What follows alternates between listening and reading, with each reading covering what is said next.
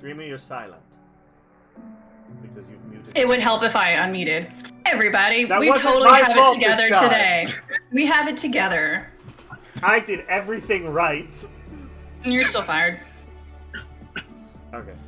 Just kidding. I don't want to learn how to run tech. You're rehired. Oh, okay, cool. Okay. Welcome to Feyning Elegance, everybody. It looks a little different this week because two of our players are out, and we have a guest with us. Everyone say hi, guest. Hi, guest. Hi, guest. Hi. Oh, there it is. Perfect. Perfection. All right. Let's just get right into this because I have a feeling today's gonna be extra juicy. I'm Dreamy, the GM. She, her. Michael, we're gonna start with you. You're in the top corner. It's great to be here on Hollywood Squares. I'm Michael. My pronouns are he, him. There's so Who are much you to playing? me. Oh, thank you. I'm playing Zareth, whose pronouns are also he, him. Yeah, thank you for a mental spiral at the beginning is no way to start. You can find me on Instagram at mewilliams227 for very occasional content, and I'm very happy to be here today. Hannah, you're next. We're gonna go across the top this time. Oh God, I'm always last. Oh my God. Hi, my name's Hannah. My pronouns are she, her. I'm playing Apricity. Her pronouns are also she, her.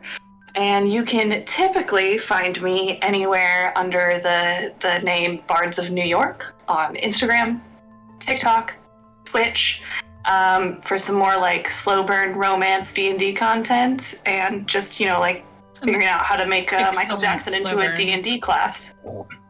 Oh, boy. Well, now that's going to be on my brain the entire session. Ben. Hi, I'm Ben. I live here. This is my box, and I'm running the tech and also playing Lyro, he, him. I am also he, him. Yeah. It's my birthday Wednesday. Birthday week! Hey! Alright, that's all I got. Thank you. Hunter. Okay. 21 never looked so good. I'm gonna skip Thank Connor you. for just a second. Connor. Hi everyone, my name's Connor. My pronouns are he, him, and I'm playing Aimleth today, whose pronouns are he, they. I'm a little under the weather today, so I will be sipping tea, and if my voice sounds weird, that's why. Sipping it and spilling it. Literally. And then, in our game for the first time, but hopefully not the last, Hunter. Hello, I am Hunter, he, him. I will be playing Lord Renaud, he, they. You can find me as Genasi Kwa on Instagram, YouTube, and most notably TikTok. I make D&D songs with puppets. Oh, shit. We love Yeah, that. Michael's gonna go pull out his phone right now. I can tell. That's me. I mean, you had me at Je ne sais quoi, truly. Oh my god, that's so funny. I just heard it. Yeah, that happens all the time where they just like where it gets sounded out phonetically. And they're like, there we go. But thanks for having me. Excited to be here and a big I'm fan. excited to have you. We're a fan of you. All right, well, First time player, long time listener. you also crammed like all of your stuff in the last like day. I'm so sorry you had to spend all your time. Listen to our listening voices that much. Well, I feel like a fae. On that note, are we ready to get to our theme song? Yeah, let's do that intro that I always forget to call for. Mm-hmm. It's okay. I'm always ready to play it. All right. So we are Bean footage. roll that beautiful bean footage. Turning off sound now.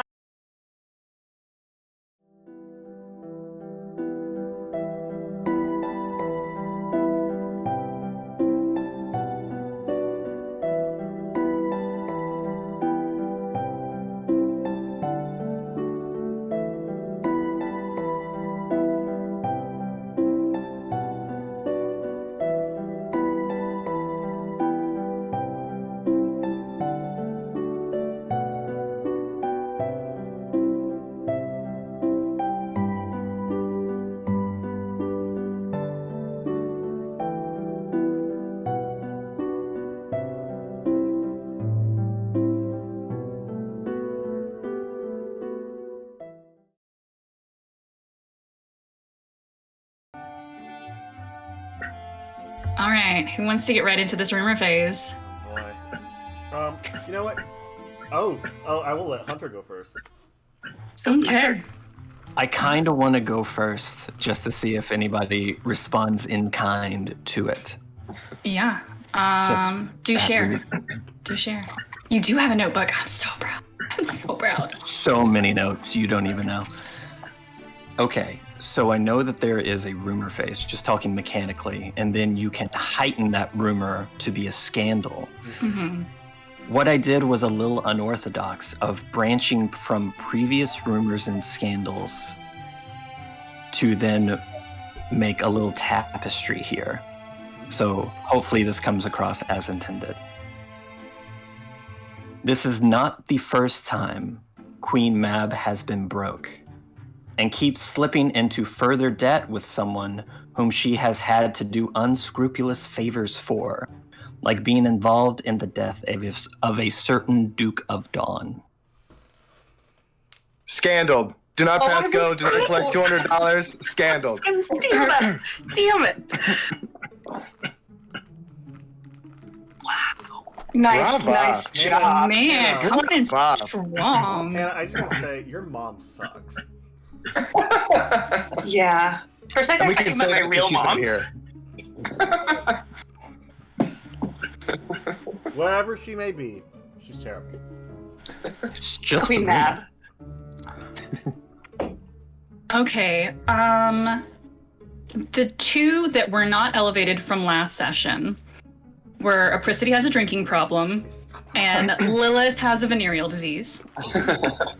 Damn. And the one that was shared by our missing friends and already elevated is that, upon being seen consoling Aislinn after the disgrace of Spring's party, it's been said by more than one person that Fitz and Aislinn are more than friends. Yes. So we can choose to continue that rumor, but if we don't, then it fizzles out? That one already got elevated between Sally and Emily. The two that have the chance of fizzling out are the Apricity one and the Lilith one. Our two favorite NPCs getting what they deserve. All right, who wants to go next? Oh boy, I'll go ahead and use mine since it's geared towards our new guest. Reynard the Fox Lord is currently looking for someone to take as his consort.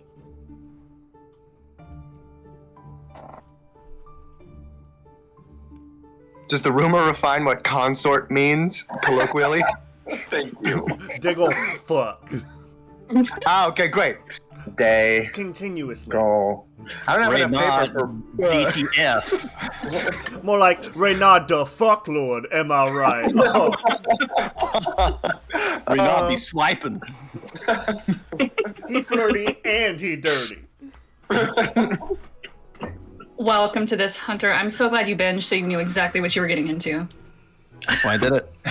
All What you right. subjected yourself to. Between Connor and Hannah, who wants to go next? I would like to elevate Ben's rumor. Well, sorry, be Hunter, extra this is what you're coming into. Wouldn't have it any other way. All right, Connor. I would like to make a rumor that someone of high power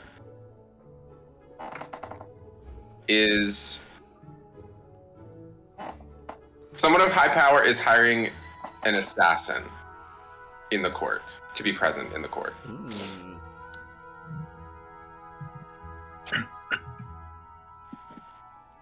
But we don't know for who or what or why. Connor, We just know that. I have to say I appreciate that halfway through that sentence you made a look that looked like you were smelling a fart. You're like, This isn't 4D. I could have been. It happens. I don't know what's off of your frame. I only can see what you're pointing your camera at. I'm sitting in the floor of my bathroom that I share with my roommate. Just sitting right there. Aww. Just a hand comes out, just like, Hey. You just like pass up a roll of toilet paper. Yeah, exactly what I was thinking. Yes. All right. And so with that, we're some kind of weird today. We've been waiting Apricity, all week for especially this. with her new friend group, no one's really spread the drinking problem thing. And then, I mean, Lilith works for the matriarch. Her having a venereal disease is not an interesting rumor. So those have faded off into obscurity. Fine. All right. Let's get into our epistolary phase. It's going real good. Oh, I've got letters I have to share this week. Okay, let me pull up my notes. Look, man. She's shocked Okay. even herself. Okay, our first letter comes from Lilith. It says, Dearest Nyx, as the days grow shorter and the leaves turn gold, my heart is filled with anticipation for the upcoming hunt. I fear that there may be secrets and whispers that my ears cannot capture. This is why I'm turning to you, my trusted confidant. As a sprite, you possess a gift that I envy, the ability to see and hear things that are hidden. I implore you to lend me your insight during the hunt. Listen closely for any whispers that may carry on the wind or any rustling in the bushes that may betray our quarry. Your assistance would be invaluable to me, and I'm forever grateful for your friendship and loyalty. Yours truly, Lilith.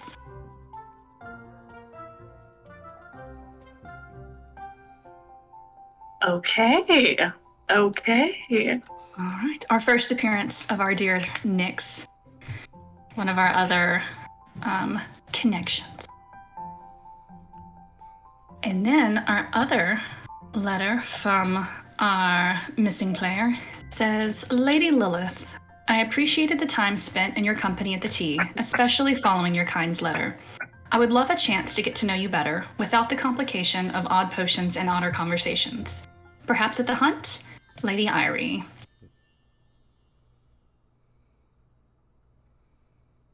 All right. So, let's now move on to Zareth, your first letter. Yes. So my first letter is more of a notice. I kind of stalk upstairs to Lilith's quarters and just kind of slap this notice on the door. And the letter is vaguely Howler-esque because the part that I want her to hear is, I leave for 1 day! And then the rest of it reads, step into my office upon your return. I cannot be forced to clean up all your messes. Z. And then after unfolding the letter, she would read, you have amassed quite the little gaggle of friends, little courtesan. You shall need to update me on the long-term goals of this plan of yours. Mummy Dearest's suspects. ... I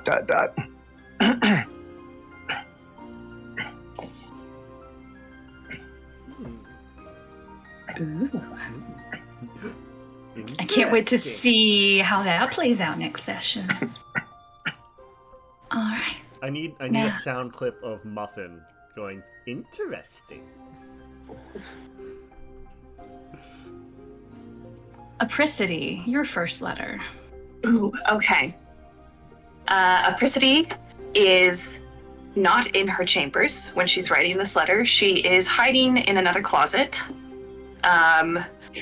While a lot of ice lanes run around because there's a cake tasting about to happen, and she's supposed to help out, but she doesn't want to.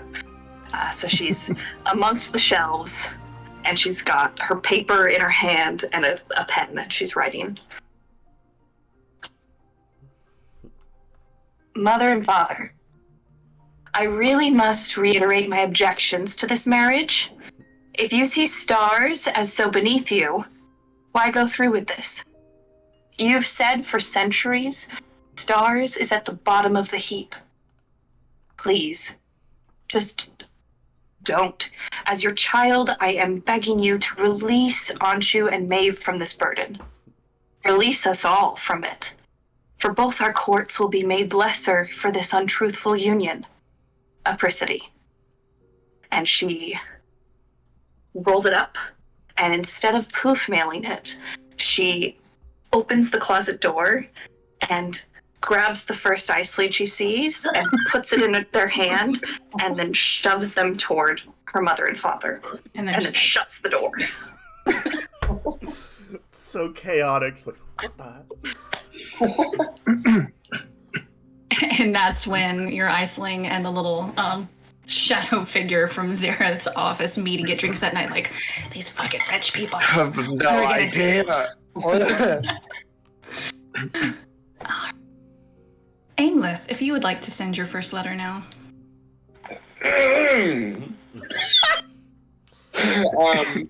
Yes. Did you write that out? Yes, it starts with yeah. Oh. So the first one I'm going to be sending by poof mail to the city, and it reads, I can't help but notice over these past few days you carry some sort of weight regarding your family. I apologize if that may come across as presumptuous, but as someone who has devoted their life to tending to other places and creatures and fighting for peace and balance, and furthermore, having spent much time isolated and questioning my place in all of this madness, I wanted to extend a hand of kindness and encouragement for the festivities that lie ahead. Family can be a tricky beast. Humbly, Aimlith Athelian, Court of Stars. Mm-hmm. Yeah. Poof it.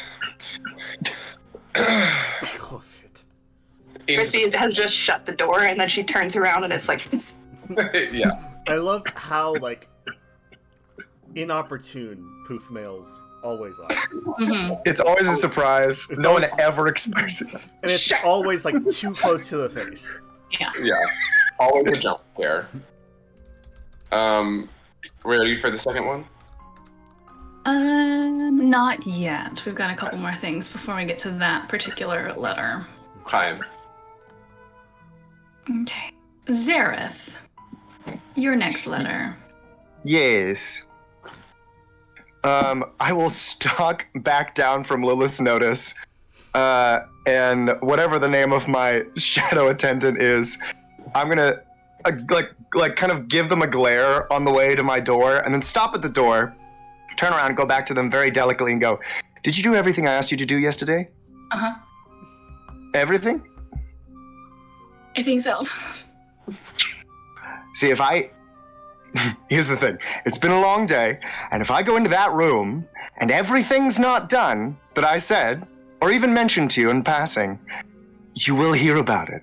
You see Maybe- a little shadow tear fall out. Okay. No. You have time. You have time. Just scurry, go, double check. And he'll kind of like nod, pleased with himself. and then he'll open the door and go sit back down at his desk. And after being smacked in the face with so many letters, thinks, you know what? I'm going to try poof mail. And pens this letter to the Princess Maeve. And it reads, Cousin, I'm meeting with the prodigal sons soon. I don't mean to burden you, but I need to know your unhindered opinion and experience of them. My network has seemingly forgotten how to do their job. But listen to me, complaining about not knowing whom to trust. The younger one reminds me all too well of the three of us in the beginning. If it were in my power, I would bring it all back. Moreover, do you think it possible I could ever come back? As impossible as it may seem, I've wondered more lately, for I feel I'm about to do something stupid. In lasting love, R. Meanwhile, Hannah's Everyone's dying in reaction the is just corner. As Maeve sits down to pen a response, I don't know whether this next letter is going to come by poof mail or in person. You let me know, Lyrel. It's probably just gonna be put through like the little slot in her door, her little mail slot. Okay. So, yeah. And what does it say? It's just tightly rolled up, not really in like any sort of special parchment or envelope or anything, just rolled up and bound. It says, Cousin, there's much to be discussed. I'm all for doing what must be done. However, I did not come to celebrate an unwanted binding. I've seen too much of that. As such, a conversation must be had between you and I. You are hiding too much from me. You're hiding too much from me, expecting my approval as head of our court. But I will remind you, my people and I are not of your court. I'm an agreeable and amenable person. They are calling me magnanimous, after all, but I want clarity from you. I refuse to let you fall into chains when the solution to your problems rests at your feet. You said nothing is yet certain. Give me something to act on, and I will make it so. Your cousin, Lyra Athilian. After that, he will just wait outside the door. Okay, good, because I was going to say she's going to open the door to see if you're still there. Oh yeah, just waiting. Cousin? Have I interrupted something? I was just answering mail. Would you like to come in? Of course. Do you have the time? Seems so. Wonderful. Yes, Lara will walk in. How are you doing right now? I'm alright. Just alright? Seems as though things from the past keep popping up in an unusual way this week. Is that a bad thing? I hope not. While we are on that subject, you had mentioned yesterday that things are not certain, that many of the things that we have discussed are not set in stone. So I would like to see what we can do to rectify that situation.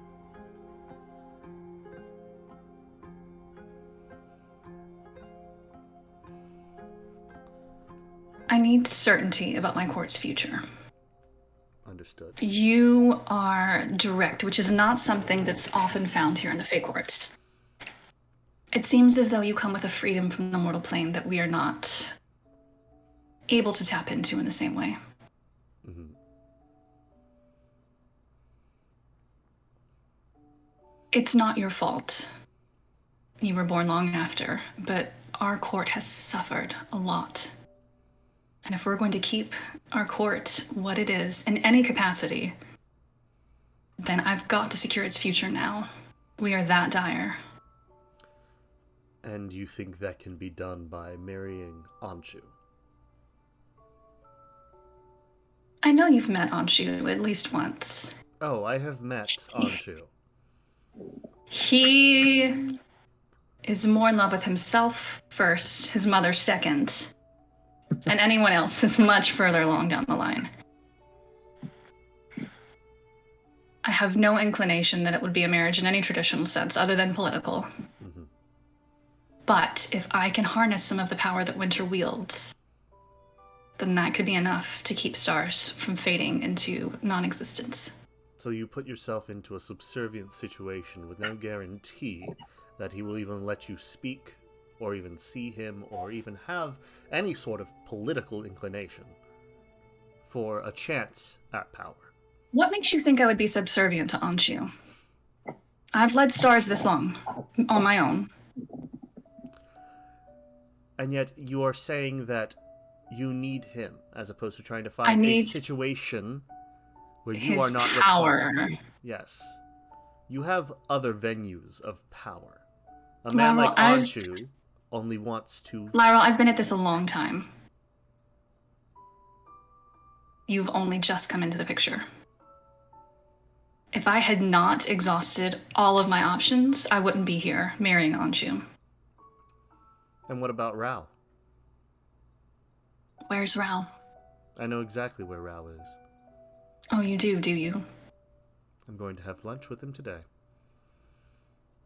Best of luck with that. But I need to know why Rao left. I need to know that situation. If you want me to have some sort of solution outside of what you're suggesting, you have to give me a chance. If you know Rao well enough to have lunch with him, certainly you know the story.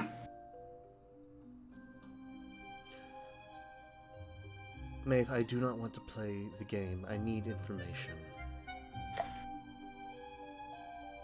I'm not playing the game. I'm protecting someone who's my brother, who left many of us. Doesn't wish to be found. So again, if you know him well enough to know where he is and have lunch with him, then you know more than I do.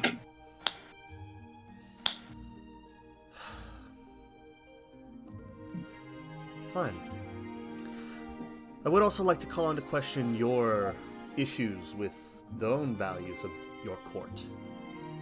If you're so willing to use Winter to overcome the slights that have been made against your court, they must have done something to overcome those objections.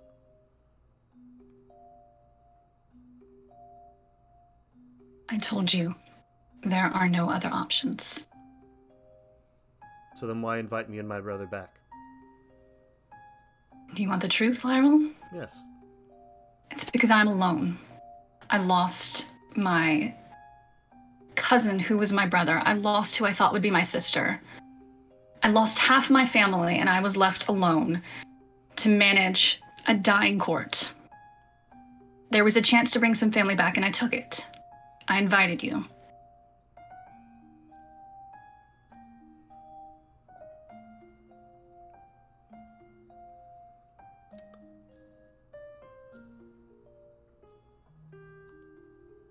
So, that is all it is. You don't need us to do anything. You just want us to sit by and watch you bind yourself to an unloving man.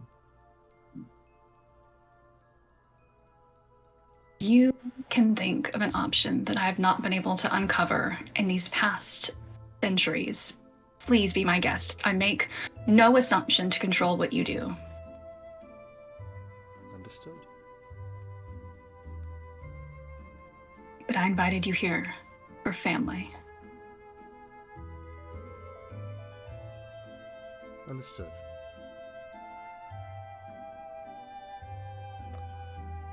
Good luck, Maeve. And I will turn and I will leave. Family. Family! I built this family. All right. Next, we will move to Aimleth's next letter.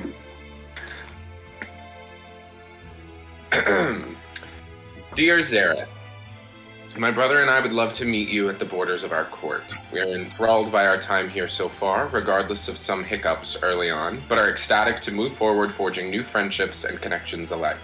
Looking forward to our meeting. Yours truly, Aimleth Athelian, Court of Stars. And as I'm writing both this letter and the letter to Apricity, I'm sitting at like a desk by the window with the window open, just like flowers and sunlight and having some morning tea and like if I had music to play, like if I had an iPhone to play music, I would be playing music. Oh, you could easily like prestidigitate music to play. Yes. Yeah. Nice and zen, and then Lionel Aimless just morning playlist. slams the door. Son of a bitch!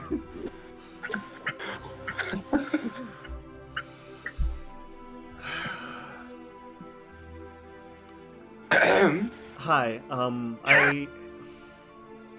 I told you how much I hate people? Yeah. Okay, I just wanted to be sure that we were on the same page with that. Oh yeah. No, I'm just having. Well, I'm glad you're having a good time, because it seems that people really enjoy giving us the runaround.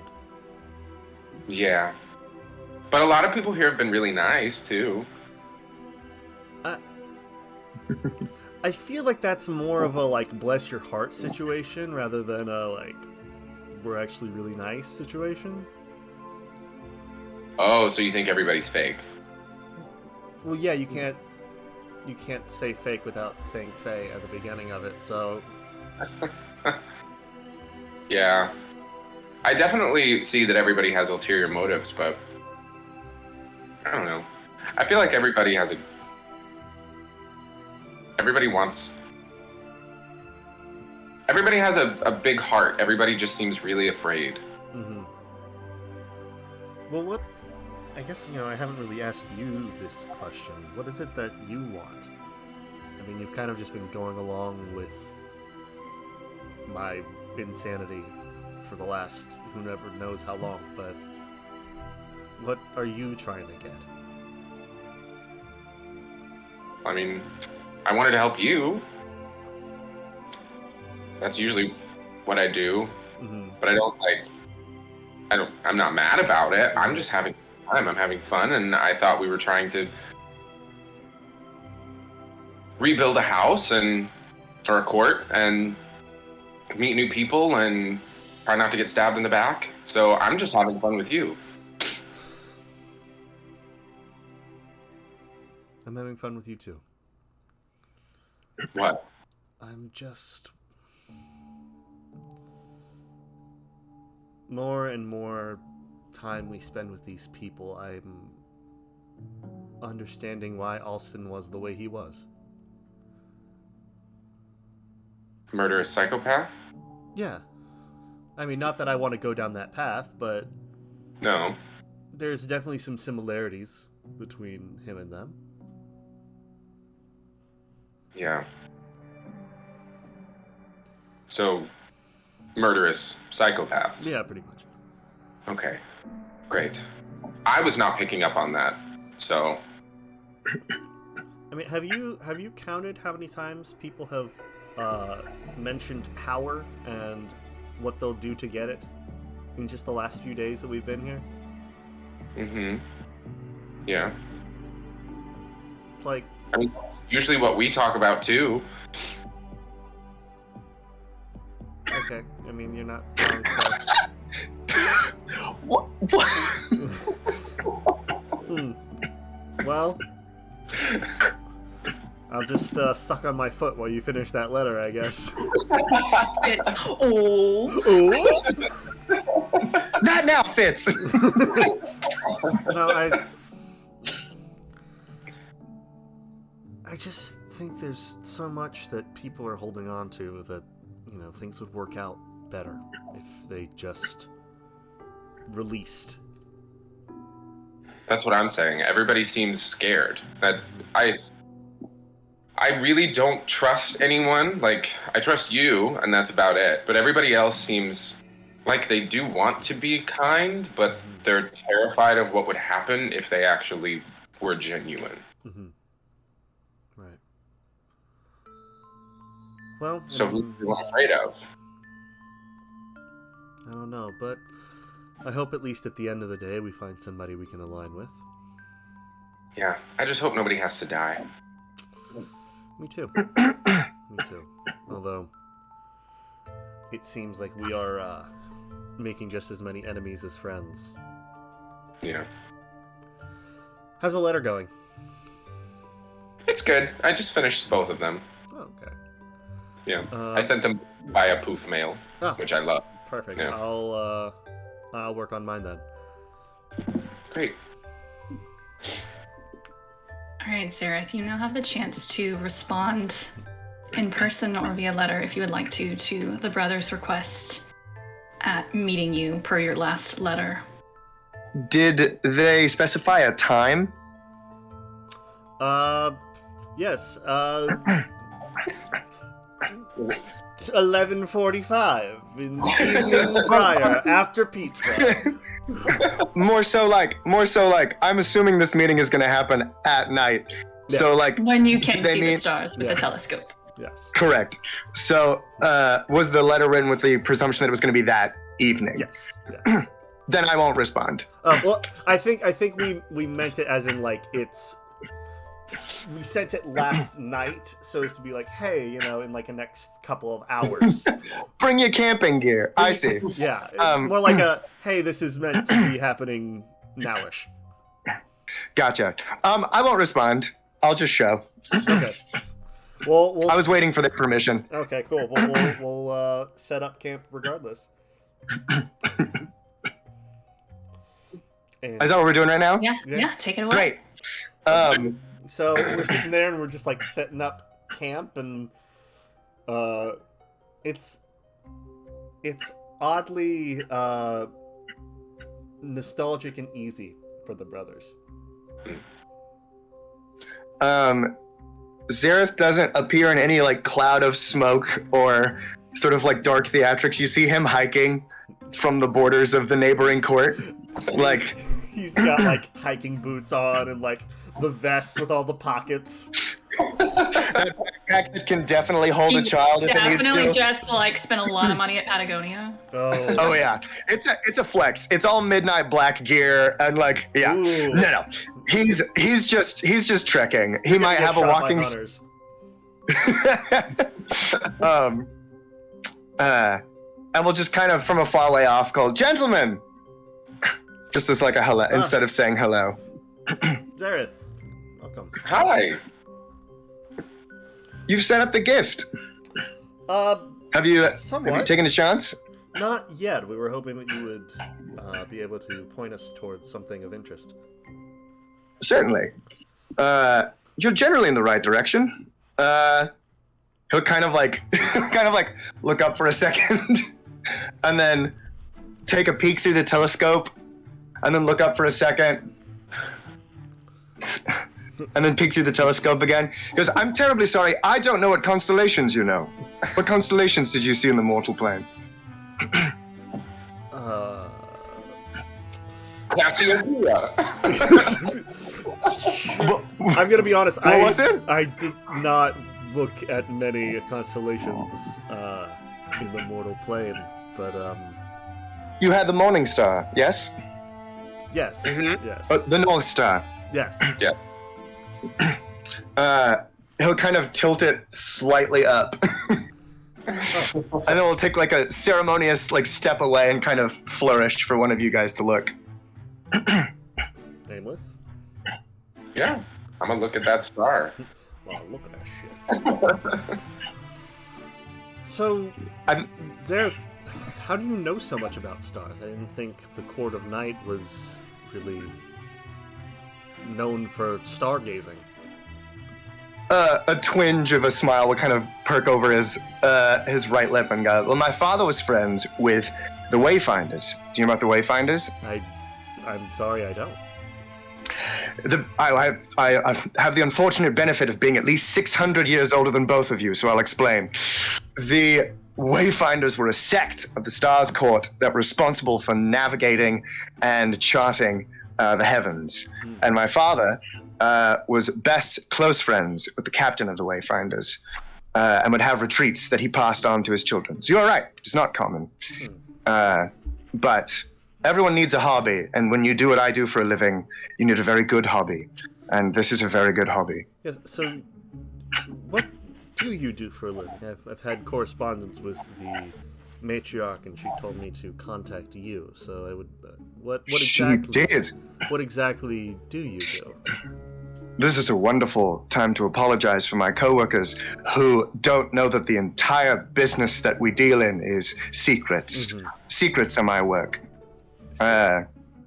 And I want you to know that even though she is my employer, I sent the letter before she told me I was coming to you to prevent any forced hand pretensions. I got you a very nice gift all by myself. I did this all by myself.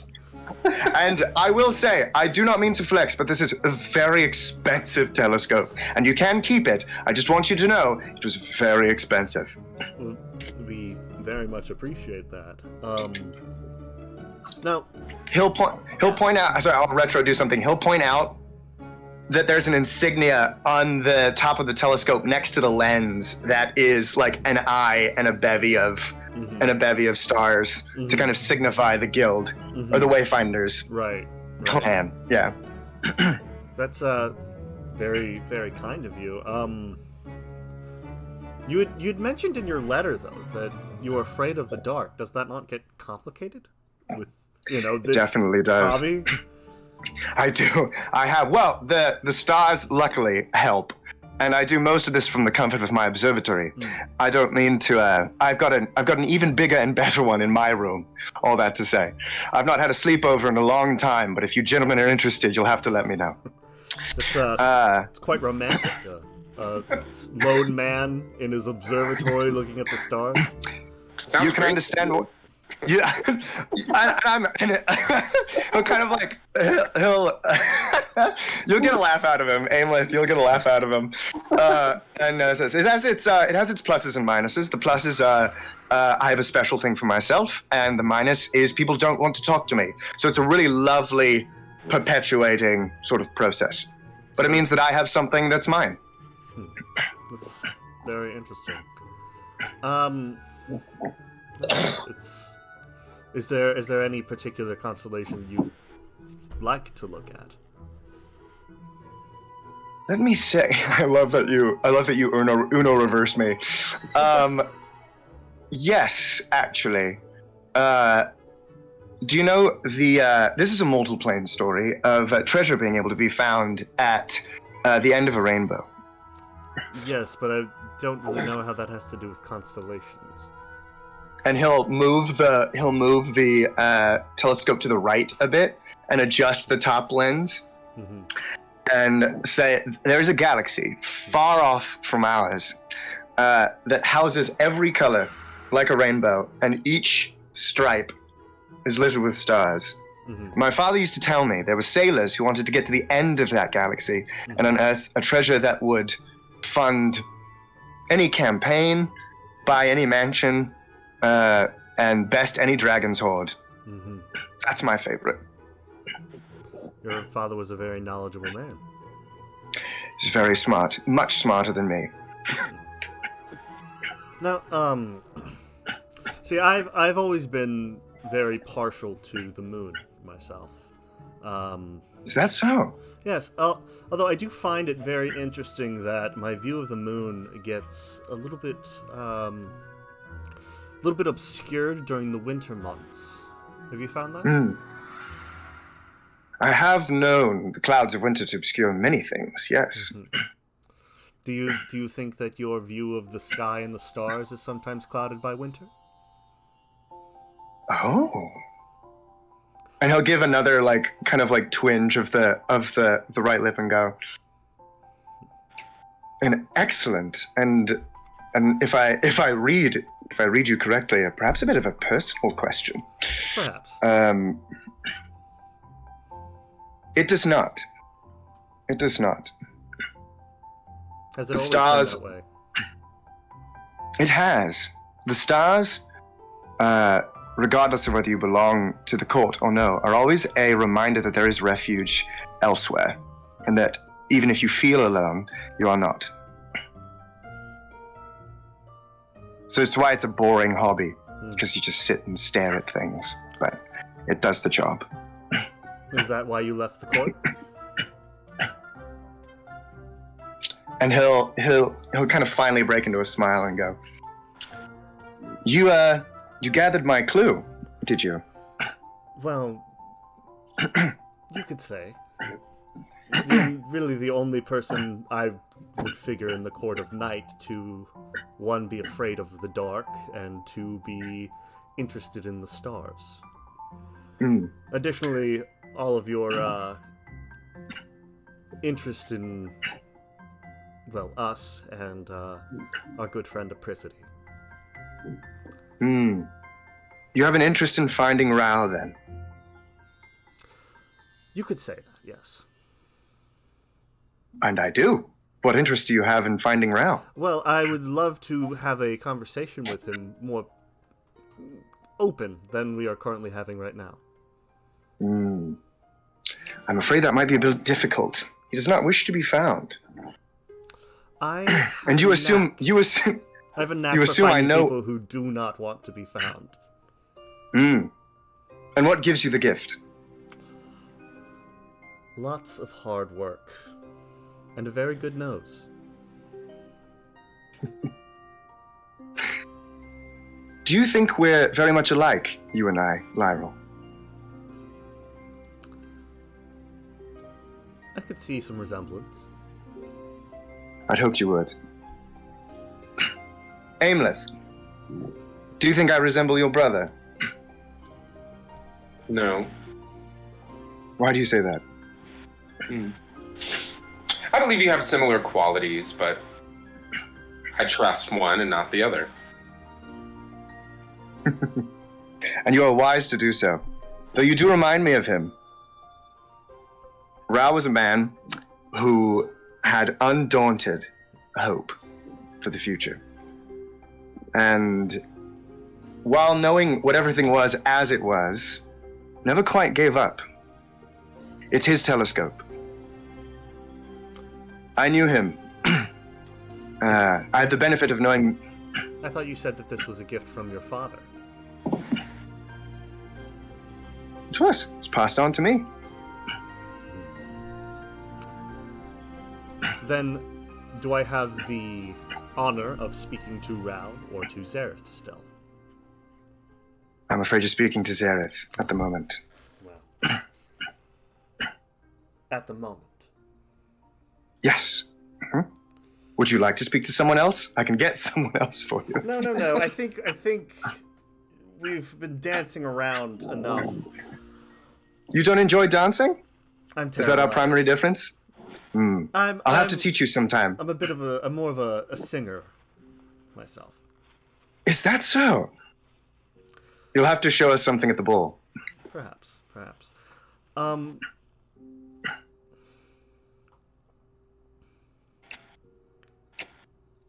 I suppose I just want to know why.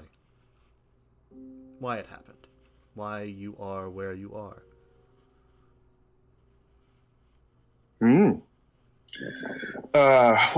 My parents didn't love me nearly as much as a child. For starters. They did, Fey but parents, they loved you enough to pass on telescope to you. One of significant value. What do you want to hear, Lyral? I want to hear the truth. I want to hear the whole truth. So help you God? So help me gods. Lyral and Aimleth, just because I hope... Aimleth, also, feel free to talk at your brother's behest. I've heard him talk a lot this week, and I've never seen you pipe up once. You're a good individual, Aimleth, and I came here honestly in trust because of you. If you have any thoughts, I would love to hear them. Lyral, trust is the most expensive commodity in this kingdom. My trust lies in... I have trust in one individual solely who did not have to earn it. And if you want my trust, you shall have to earn it as well. You can ask as many questions as you want. This is the point that I would like my second letter to come into effect. All right, if you would read your second letter to us. Of course.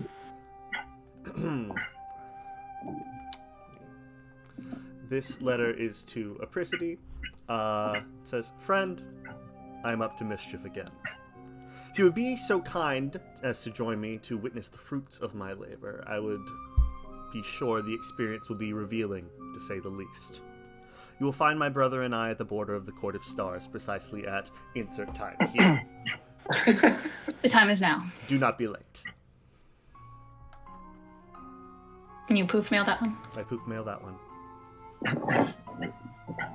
Apricity is in the middle of writing another letter. She's just about to sign it and finish it when she gets this. So she'll fold up the letter and put it in her pocket to finish for later. And quickly teleport to kind of just outside of where she thinks they are. I think she's probably been to this place quite a few times, so she knows exactly where they are. And then I'm she'll going walk to her use way a up. resolve token. As you teleport and begin that magic, it's almost like a stray piece of magic. Like a breeze grabs that letter, and half a second before you teleport, it vanishes. Okay. Zareth, you see something poof into beside you and kind of dance on the breeze to you. You look at it, And it's a letter, but it doesn't say Zareth, it says Rao. Would you please read the unsent letter? Yes. Rao, in these moments, I long to have your counsel.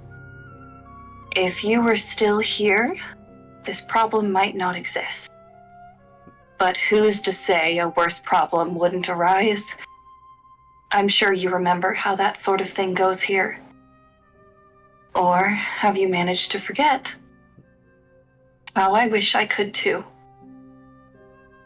This is about Maeve. Our friend is about to go through with something that she shouldn't have to do. Something that I, try as I might, have no power to stop. She is resigned to her fate. Duty has come before everything else. Sound familiar? You were right about me. It's taken me centuries to learn, but I have now. How do I keep Maeve from making the same mistake? How do I rewind time and take back my mistake, my promise? I guess it doesn't matter in the end. The die has been cast for us. Perhaps not for her, though. You promised me to be there for me when I needed you most. Maeve needs you more. You hate the campaigning and the games, but no one is of keener mind than you to play them. Come back. At least for a moment. Stand your ground. Don't let my family coerce stars into an unworthy alliance. Please help bolster Maeve and Stars so she no longer feels it necessary to create this alliance in this way. I know I am in no position to ask this of you, but consider my asking to be a release from your promise. I hope you find it a welcome one. May the light of the stars guide your feet to wonder. And there's no signature. And right as you finish reading that letter, having the voice of Lyra drown out into background noise for a second, who do you see coming up the hill but Apricity? Have I read the letter before I see her? Mm-hmm. It's almost like Okay. as you fold it back, you look up, and I don't know if you rub your eyes for a second to see if she's really there or not. If you're just imagining. Yeah, probably. You mentioned a person that you trusted. One person. Can I guess that it is this person? I'm going to clench my jaw and look Lyral directly in the face. And as the jet black inky tear stains start overflowing with silvery drops down my cheek, I want you to listen to me carefully, you meddling shitfuck. That is not the person. If you meddle in my affairs again,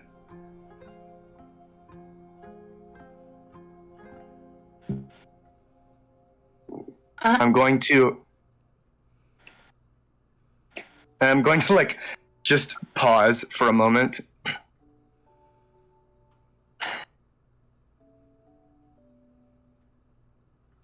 Am I interrupting something? I'll leave. Sorry. Lyra. No. Clearly this was, for someone who hates the game, you're incredible at it. And I have not broken eye contact with Lyral. He hasn't broken it with you either. Aimleth. Why are you here?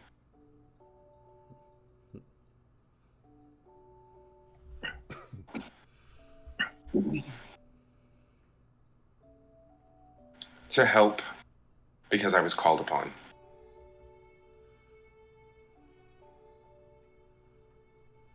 It appears I've misjudged you then.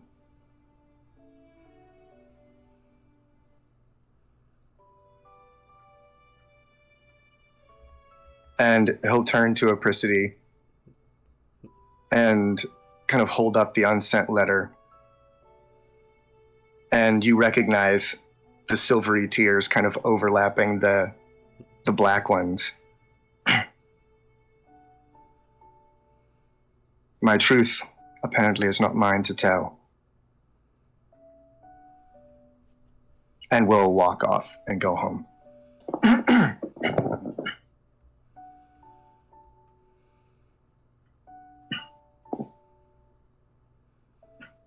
What?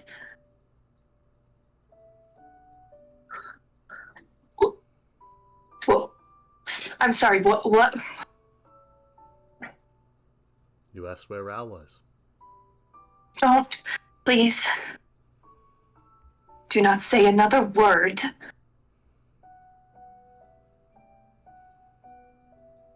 Do not tell me where Rao is. Do not tell me who Rao is. If you do, everything, any shred of consolation that any of us have will be gone.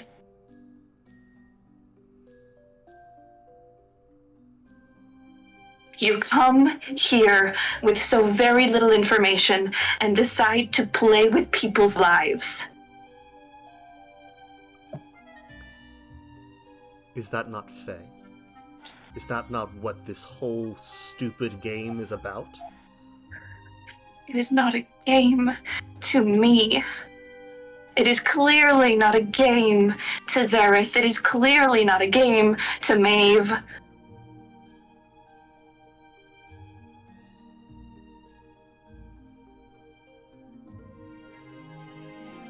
We are not just pieces on a board for you to move about and then flit off back to the mortal world. I don't know what your aim was here. I thought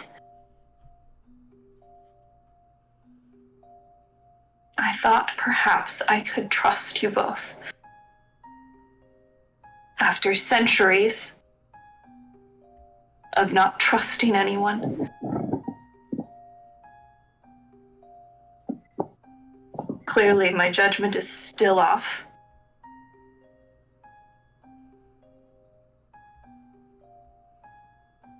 And she's gonna teleport away, and in her wake is just jagged ice that's shot up from the ground around them. Both Lyral and Amleth, you have to dart to get out of the way from these ice shards.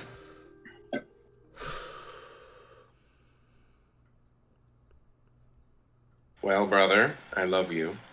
Mm-hmm. But I am seeing that we are exceptionally good at burning things to the ground.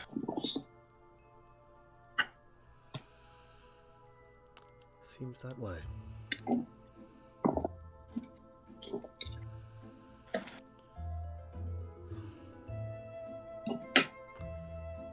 What is that, 6 times now I've been accused of treating people like chess pieces? Were you not? Not intentionally.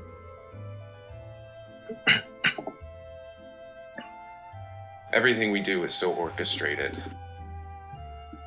It seems intentional. Perhaps.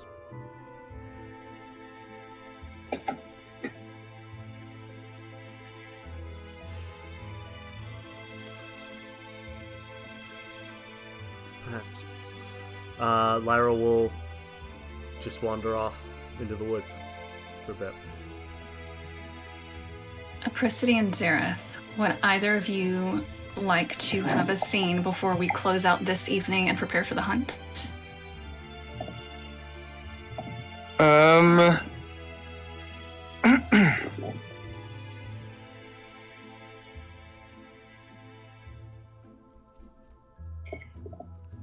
I think so. I'll go back to I'll kind of trudge back into the brothel and knock on M's door. Mm-hmm. Kind of poke my head in. Are you busy? For you, never. Come in. Do you have anything new for me? No, I'm afraid not. Disappointing. I know. It would appear that I've disappointed many people today. Oh, it doesn't sound like you. It really doesn't, does it? Are you losing your touch? No, I'm afraid the little shadow is losing her touch, though. Do you have any updates on her for me? No, you were supposed to be investigating for me.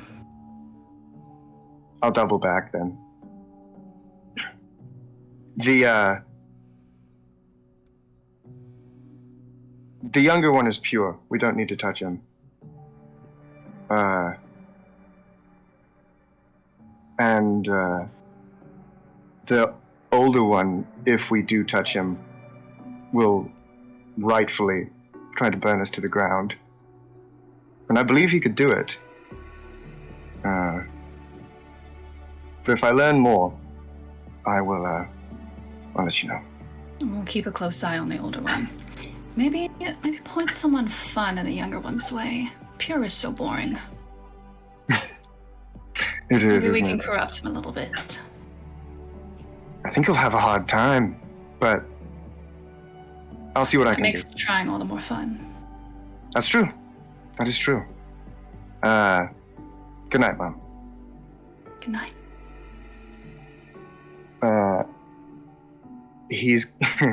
I will go to my room and I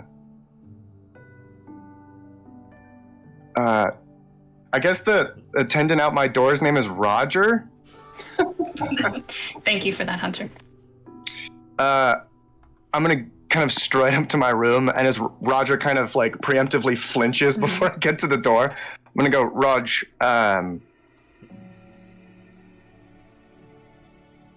take a day, Rog. Take a day. Am I being fired? No, actually, no. I'm I've actually. got kids. I've got kids. Fuck, Roger, shut up. Listen for a second. I'm trying to be nice. I'm sorry. Damn it. Okay.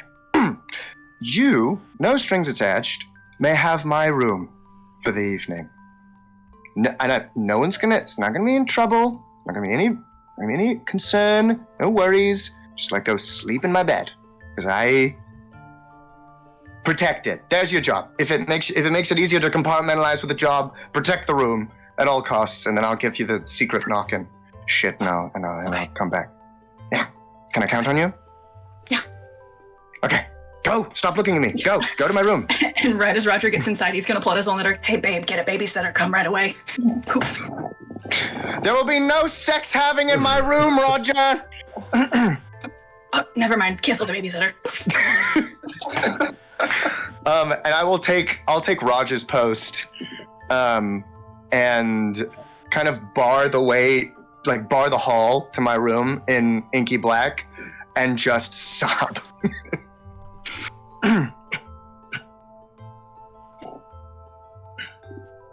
Apricity, would you like to do anything before we move to the hunt?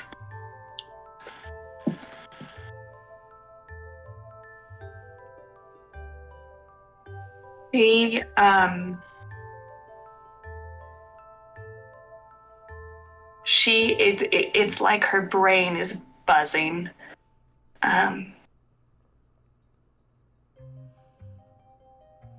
And for in a moment of desperation, she sends a message to Maeve.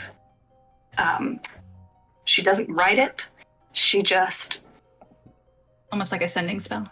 Yeah, she blows into her hand, and you see these crystalline structures come out of it and fly through the air and go all the way through her court and then into the court of stars, and it plasters itself on a mirror that Maeve is looking at, and it looks like somebody's fogged it and then written it with their finger. Mm-hmm. And it says, "Something has happened. if you have a moment, please meet me in the clearing. And then it just says A. And then Apricity goes to this clearing in the Winter Court, where she often goes to be alone, but would bring Maeve with sometimes to look at the stars at night. Maeve is already there waiting on you.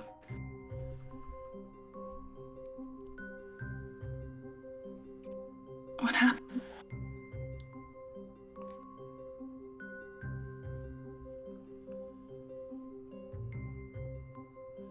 I made a promise.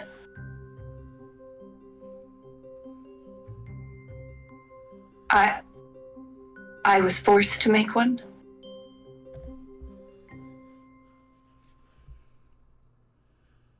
And if what I think to be true, what I've found out, is the truth,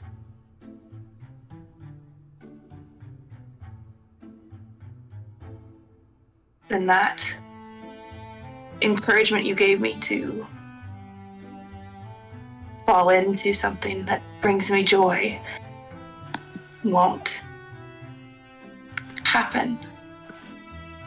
And I'm assuming things, and I'm being presumptuous about feelings and intentions.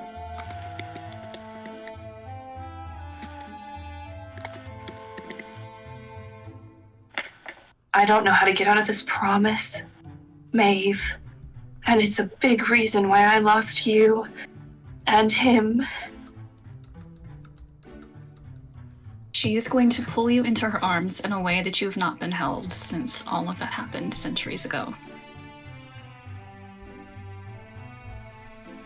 I'm getting you back, Apricity, and I'm not letting you go again. The most Fae thing we can do is find every little loophole to your promise.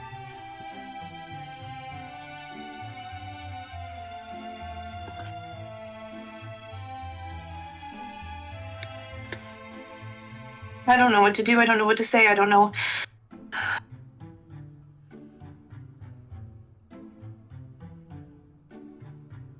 It was him, wasn't it?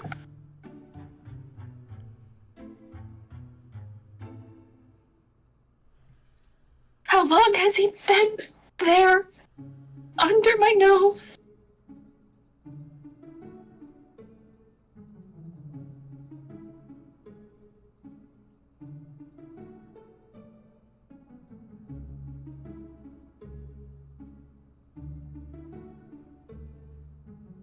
Sorry, I'm getting clarification from something real quick. I'm gonna say yes. Absolutely. Okay. I'm sorry. It's been out of reach for everyone. He said goodbye to all of us after we said goodbye to you. I know each of us was in so much pain. We made mistakes.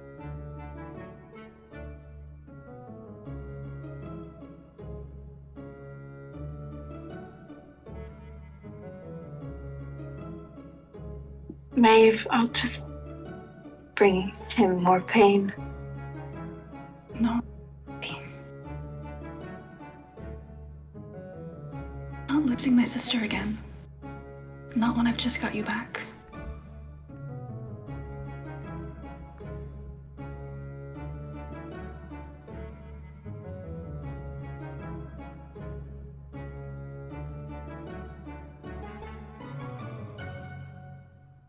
Here, come stay with me tonight. Tell me about your promise and we'll figure it all out. And if we can't, we'll, I don't know, blow everything up. It'll be spectacular.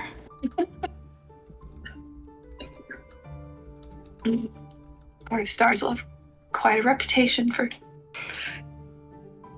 burning things to the ground. It's their wont to do. Should have been called the Court of Fire. Court of Heavenly Fire. Whatever fits. Thank you for coming. Always. For you.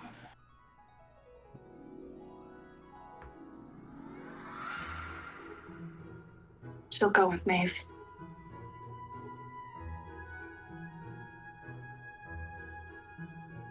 And she'll hold you close to the night, cuddled up like sisters.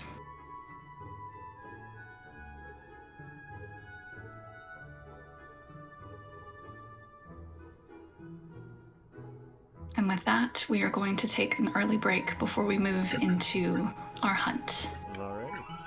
Hunter, you did such a great job this first time. Yeah, great, good game. Very good game. Why am I crying too? All right, everyone go hydrate, get some tissues, and we'll see you back in 10 minutes. Alrighty. Let me go put our intermission on if I can find it. There it is. Okay.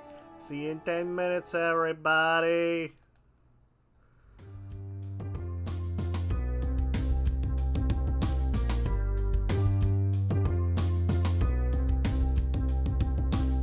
Click, clack, roll to attack. Do you hit, do you miss, are you having fun?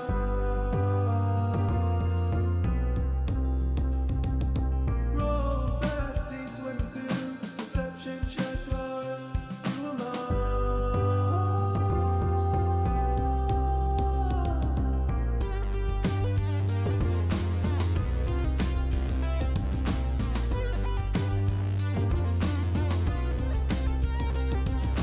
Click, clack, roll to attack. You click, clack, and then when you attack it, and click, clack, roll to attack. You click, clack, and then when you attack it, and click, clack, roll to attack. You click, clack, and then when you attack it, and click, clack, roll to attack. You click, clack, and then when you attack it, and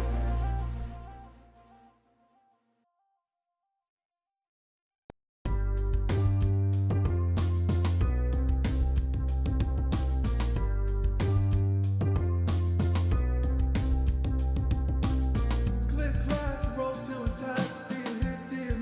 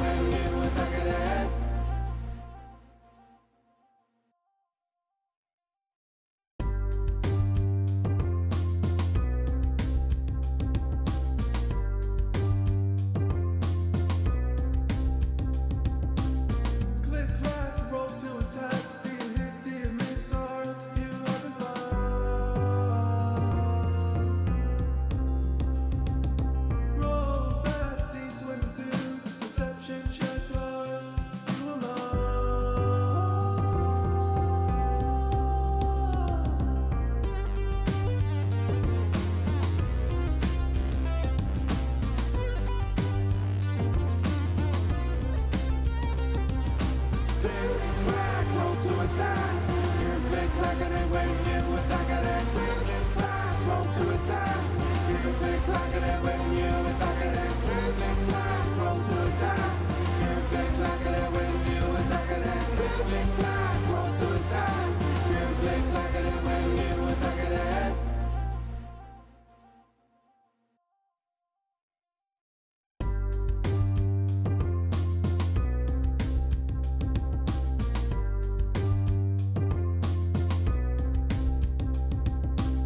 Click, clack, roll to attack. Do you hit, do you miss, are you having fun?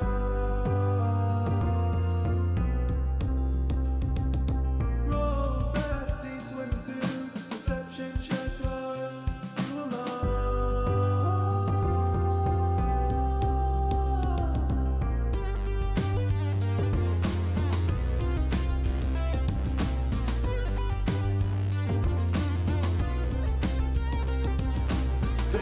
Black, roll to attack. You click like and when you attack it. Black, roll to attack. You click like and when you attack it. Black, roll to attack. You click like and when you attack it. Black, roll to attack. You click like and when you attack it.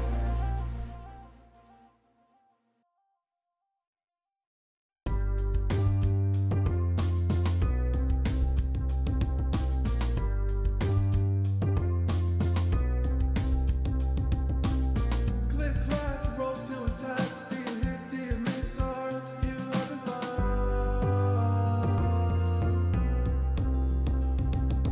Roll that D22, perception check, are you alone?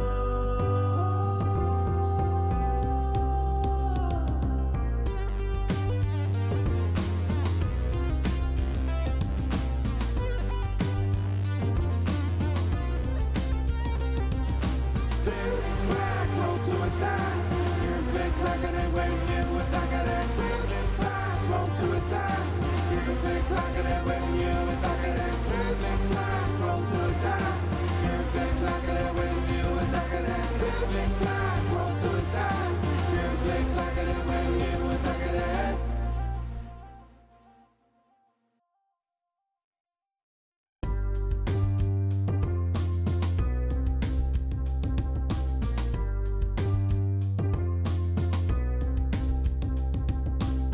Click, clack, roll to attack. Do you hit, do you miss, are you having fun?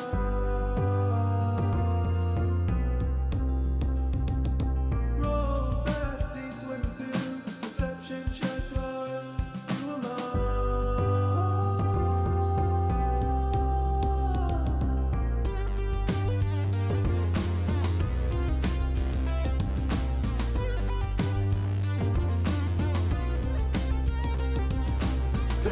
Black, roll to attack. You click like and when you attack it. Black, roll to attack. You click like and when you attack it. Black, roll to attack. You click like and when you attack it.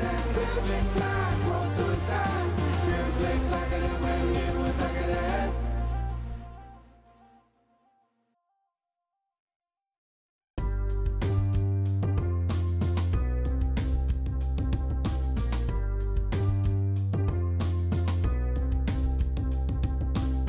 Click, clack, roll to attack. Do you hit, do you miss, are you having fun? Roll that D22, perception check, are you alone?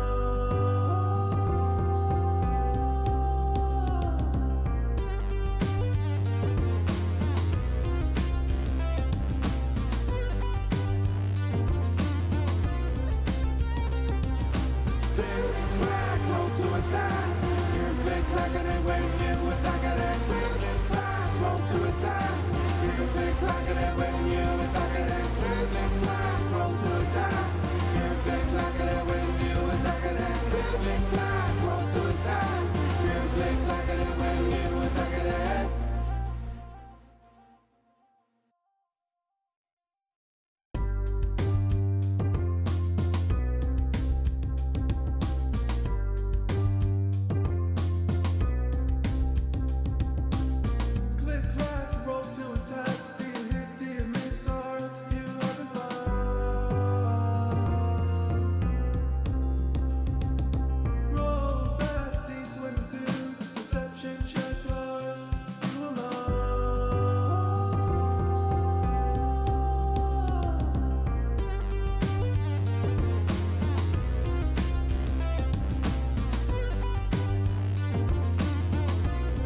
is ready for a total whiplash. If we're hunting that cow, I'm not gonna be able to take it. I'm gonna fuck that cow. Whoa. That's something we came back on. Alrighty. Zara's like, I think I know who I can introduce Aimlith to. Welcome back. Hope you all got a good tissue, got some water. Because now we're gonna have a hunt. The next morning, after many of you have not slept well, Apricity, though, might have had one of the better sleeps in a long time. It's not like post-cry when you're with your friends. You know, your insides feel like they've had a shower. Mm-hmm. One of those sleeps. Mm-hmm. We've all been there. Thick branches weave together, and you hear the sound of rain, though most of it does not make its way to the forest floor. Saplings grow, suspended in the air, the youngest far up towards the canopy, others closer to you before finally settling into the earth and entwining their roots with their brethren. You all step forward into the hunt. Towards the front, welcoming everyone, you see a dark-skinned man in radiant blue and gold armor. You know this to be King Oberon. You see a harsh-looking woman with golden horns in a dress of blue and purple, Queen Titania. They're a figure known to you, Lyril and Aimlith. With blue hair, blue skin, and blue horns that curve to the front of his head before turning up. Well, he is missing a pinky finger since the last time you saw him. This is Lord Urshin. It's in your beard, Ben. Yeah, I know. I felt it. And then there is support yogurt. another figure making his way through the crowd. Lord Reynald, if you would introduce yourself, please. Okay. Lord Reynald is tall. Word of the day, lithe. There you go. My dude. Just for you. Beautiful, luscious red hair, exquisitely groomed facial hair, not connecting on the sides, just a good tuft of beard, mustache. The curls seem to just kind of have their own energy. There is a fern, wrapped on fern, almost half dress that goes down most of the body, hugging tightly in some spaces, and goes down to almost like a asymmetrical cape down one leg, and down an exposed right arm, very asymmetrical look. There are honeycomb tattoos, like thousands of hexagons that open up and close, and some are filled with golden light, and you can see real bumblebees land on the arm and kind of become part of the tattoo network, and then other bees float off completely. There is an exquisite gold accent in eyeshadow, various cheekbone features, everything like that. And there is, I don't even know what you call it, somebody can help me, but like a 3D cowl that comes up from the shoulders up above the head in these beautiful hexagonal golden honeycomb kind of feature. And just walks up with fern trailing. Oh, hello. Are you speaking to anyone in the group in particular? Everyone. I am Lord Reynard of the Summer Court. Pleasure to meet you all. Welcome to the hunt.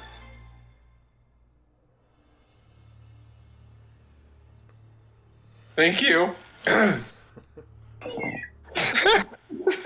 Christy's just open-mouthed. Like, Oh my. Look at you. To Apricity. You remind me of an Arctic fox. You know, the ice crystals are best when sunshine is streaming through them, don't you agree? On this particular subject, I do indeed agree. Perfect. Are you going to be participating in the hunt? Oh, yes. Of course. I look forward to seeing you on the field. And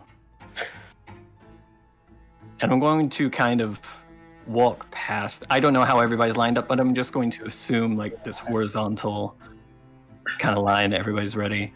And I'm just going to kind of do like an up down of each one. Almost like a very, this is such a silly way to put this, like a slow motion drill sergeant. Of just like sizing everybody up. Feel so exposed. Are you shy? No. Absolutely not. Your gaze is very piercing. Ah, I guess when you participate in mini hunts, you have to have a piercing gaze. Uh-huh.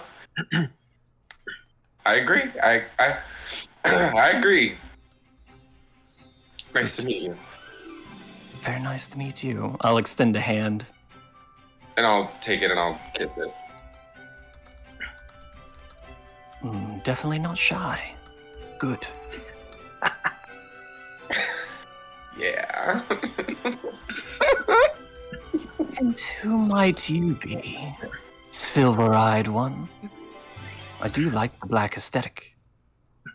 Thank you. Do you know, no one gives it enough credit. The finest tailors will say black on black is just lazy, but it works. It's form-fitting, and it works.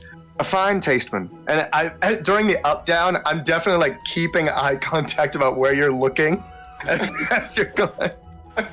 Not like full SpongeBob, like, but just kind of like meeting the gaze at most points if I can help it. If I may, I think it says a lot about you. Different textures of black, different shades. It is not singularly black. It is dark. It is the night. It is shadow from a lamp. It is many things. You have an exquisite finery for detail. Good for a hunt. I think Zareth giggles a little bit. Just a little bit. Just kind of like, silver eyes to silver tongue then. Well said, sir. One can hope. Settle down. Why do I get the feeling we are about to be hunted? I'm going to, just because I'm a guest and I want to make the most of this moment, go up to Fitz. Hello. You know, I don't like shoes either. You know, you should talk to my friend, Aislinn. She's over there somewhere. Aislinn! Aislinn, come here now! I don't want him to look at me. I don't think I can take it. You need to have him look at you! It's different! How do you feel, though? I fall to pieces. Alright, fine. On a scale of 1 to 10, I can't! The camera hasn't Aislinn- moved. It's just looking at Aislinn so far away. I'll never zoom in. Just like in the crowd all the way back here. Exactly. Very Monty Python.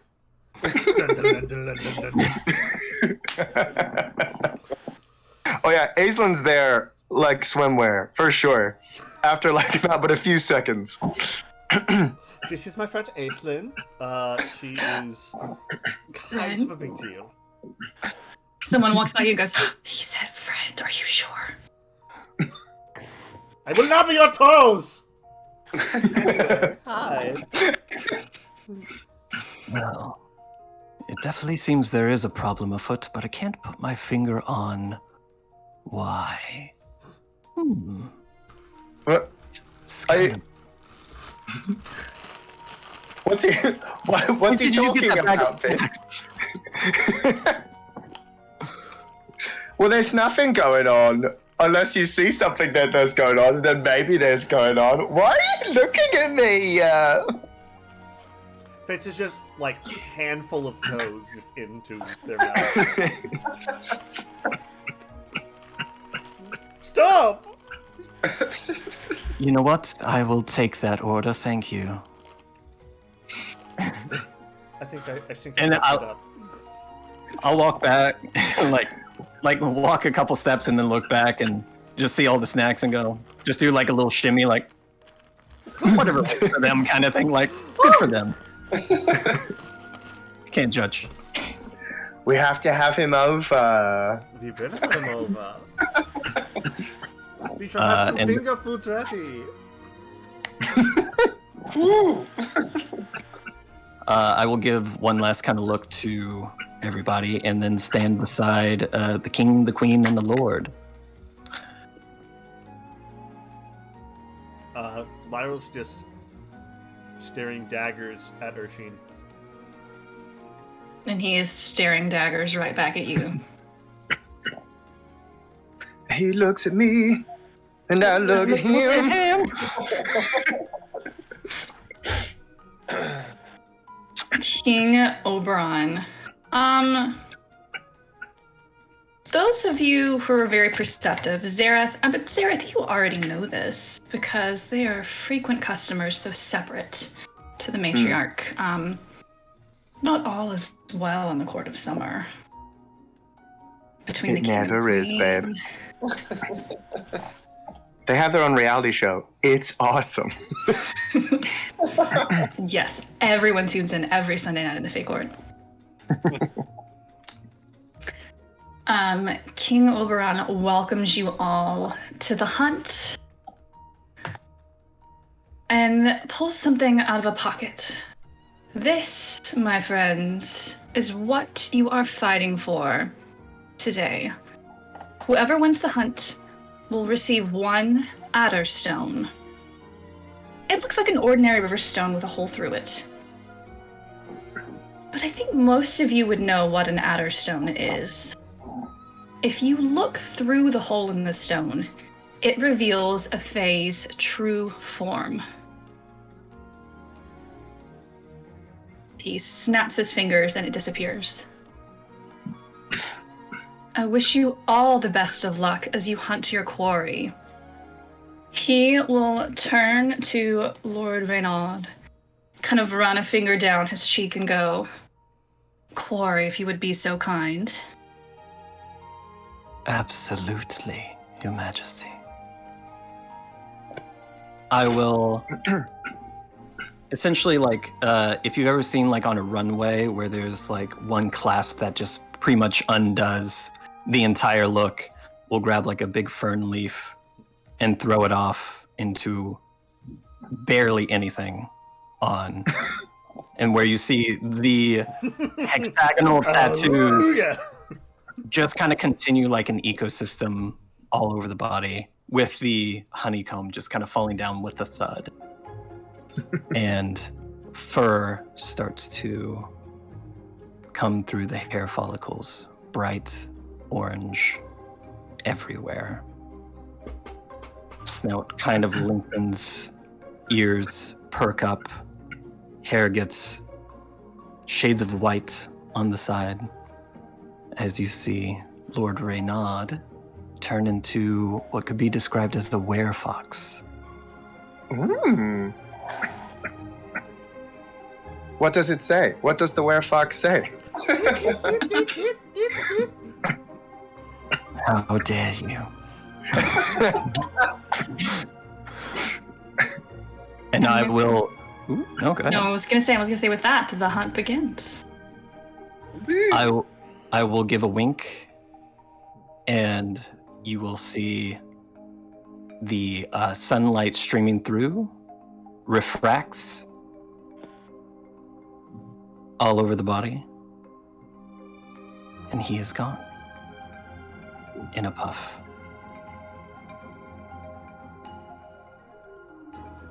Yeah. Yeah. Listen, no notes. Don't yeah. So you all see. Hold on, I don't want to cough into my. Irie and Lilith have been kind of whispering off to the side. They've been bonding and decided to do the hunt together. How we're going to do this is I hope you have your dice and your stat sheets, because we will be rolling some. I forgot to warn you all, my brain was a little scattered this morning. We're going to run a couple of rounds. Ask, and I will probably say yes. You have access to magic. You have access to however you think you would hunt our Fox Lord. Or should I say our Foxy Lord? It's me, Foxy Cleopatra. A whole lot of woman.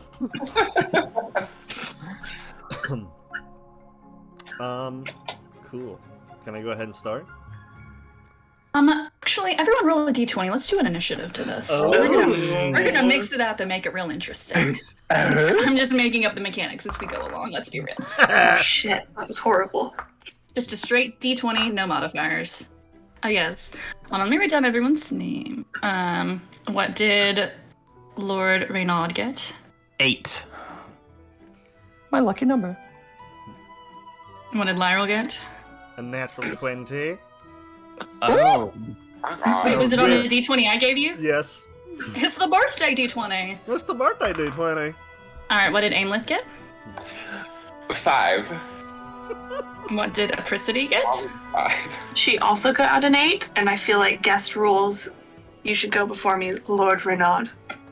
And then what did Zareth get? 11. Nice. I suck shit today. Alright, Lyril gets to go first then. I'm assuming he's already gone in, right? Mm-hmm. He's vanished into the woods with these mysterious floating trees. Perfect. Following somewhat of a similar path that Renaud did. Lyril gets naked. Lyril gets naked, actually. And without having to rehash the whole transformation thing, he'll turn into what you would call a werewolf. In the colloquial tongue. The colloquial tongue, a werewolf. All white fur. And he will look at Aimlith as if, are you coming? But I'm stuck. Well, more like do you want to do this with me, or do you want to, that kind of thing? Yes. Yeah. Okay. And then Lyril will go bounding after him. Alright, roll me a flight check. Oh boy. I'm not good at those. Where are all of my dice? Werewolf are all of my dice. Why wolves? They're wolves. They're fox. Ah, shit. I'll just have to roll something. I don't have any of my dice out. Oh no, what have I done?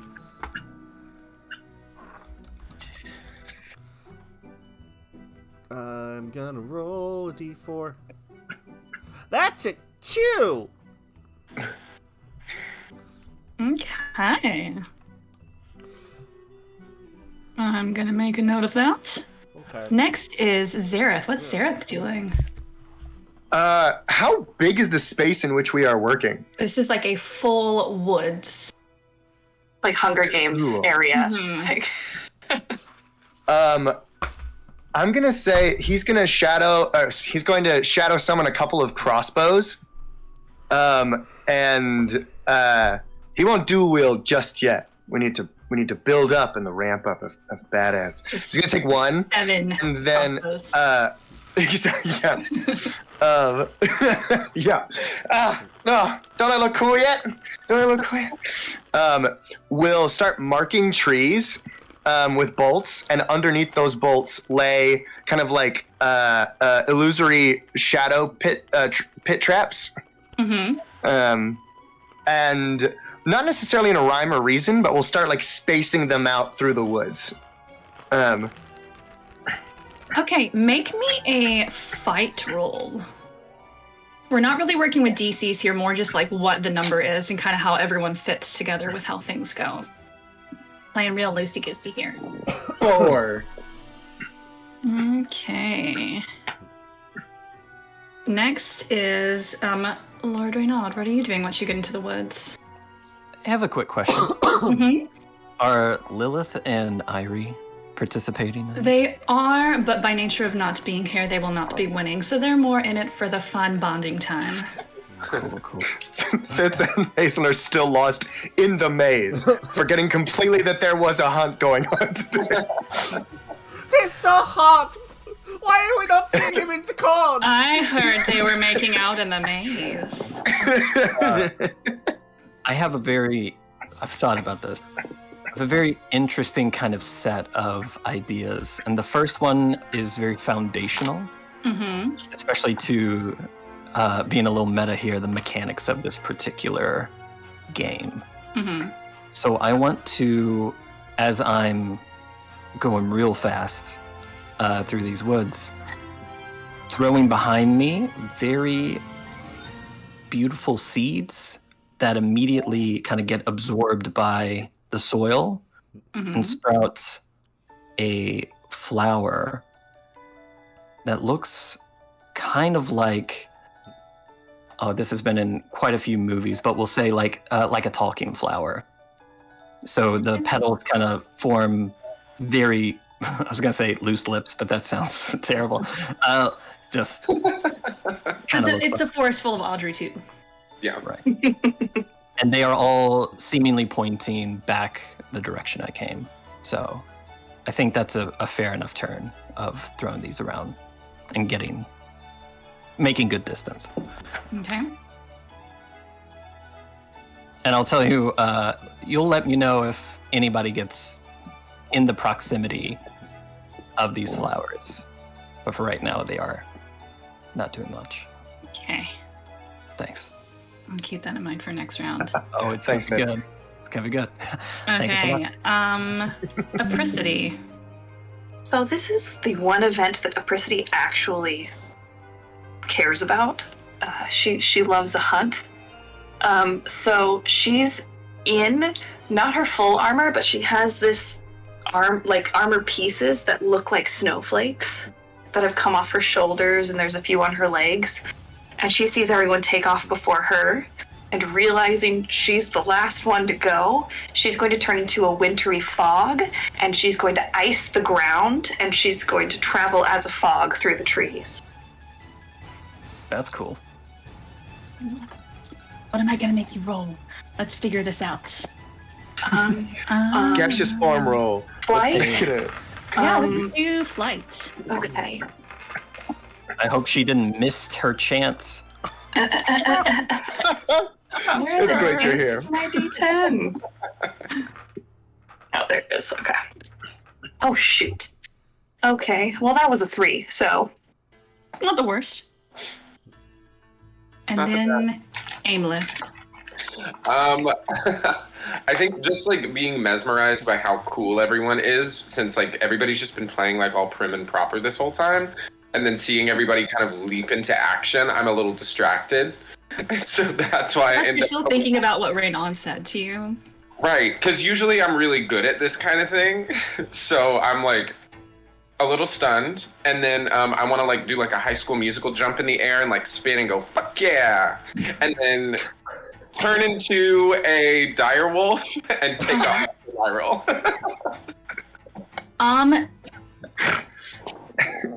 Do you think you're going more for speed or for power as a direwolf?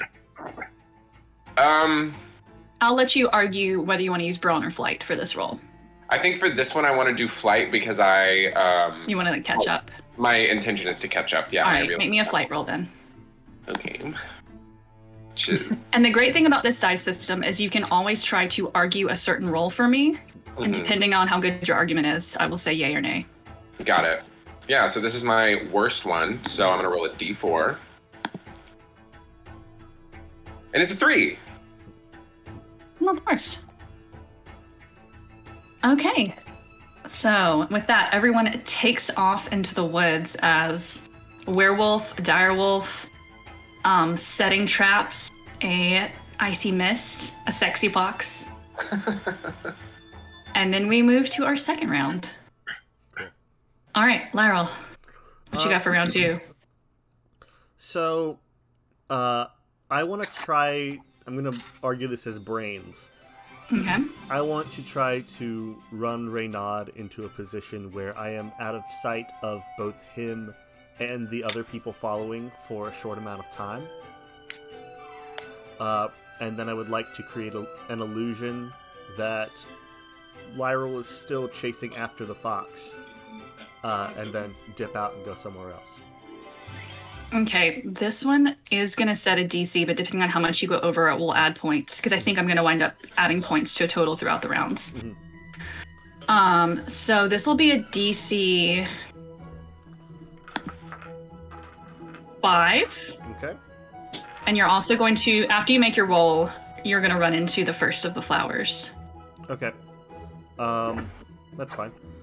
So I can use brains on this? Yes. Cool. That is... Excuse me just a second. I don't know if we add anything with... No, it's just your dice. Okay. Then that's a 16. Okay. And then Lord Renaud, what happens as Laryl runs into the first of your flowers? Okay, this is a flower that he has carefully bred. It is called Veil Veritas, also known as the Truth Flower. Mm-hmm. And when you get into proximity with it, it starts saying something that is kind of a deep hidden truth of the person. Maybe not directly, but essentially something that the person in proximity is quite insecure about, wants to keep hidden. For example, I had a couple written down, but I'm just going to use the kind of cooperation method to see kind You are of... my favorite right now. Yeah, Dreamy. Absolutely devious. Dreamy, of all people, you know how to hurt me on this front, so go for it. So Lilith, for example, who's not here. Yes, do I share would- what Lilith and Ari would hear. Lilith, in particular, would just hear, "Who are you?" over and over and over. And so the idea is to get out of the proximity of the flower because they don't want anybody to hear. Exactly. So, up to you. Up to you. What Lyra Oh, would hear. Woody! No, you tell me what Lyral would hear. I'm gonna make each of you reveal a deep dark secret of your own. But I want to see what you would use, Dreamy. You know so much. I know. I think it's gonna go back to, you know he's going to die. You know he's going to die. And as the flower starts saying that, it has its own voice, but then it slowly starts to mimic the person that is close by. Welcome back from the basketball courts, Woody. All right, and as you split off this illusion, Lyral, you begin to hear this on repeat until you leave the proximity of the flower. Yeah, and Lyral is actually not gonna... He's gonna tear off in a completely separate direction. All right. Zareth, what are you doing next after laying these traps? I think I'm gonna climb a tree and start shooting bolts close to where my markers are, because he's invisible, right? Renaud is Are you otherwise... invisible, or did you just kind of almost like step into the woods? That one. So it's just Gotcha. kind of a distraction to get a head start. And if I catch him with a bird's eye view from the tree, try to like kind of guide him into one of the pit traps by like firing behind or in front of him. Like a sheepdog. What do you want With to a cross. argue to make that roll? I would say you could do probably brains or fight with that one. I'll go That's brains. a lot of strategy. All right, roll me Yeah. brains. Nothing ever went wrong when rolling a d12. Oh. 4 again. He's consistent.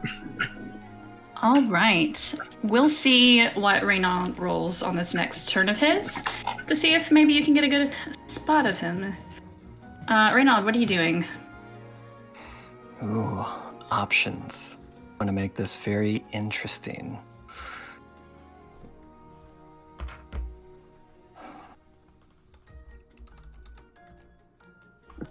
I am going to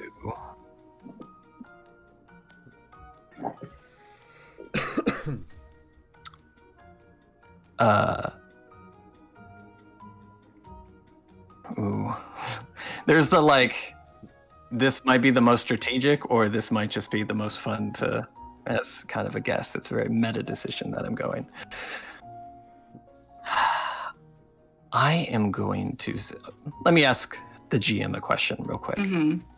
As Lord Reynaud was prepped for this hunt, Mm-hmm.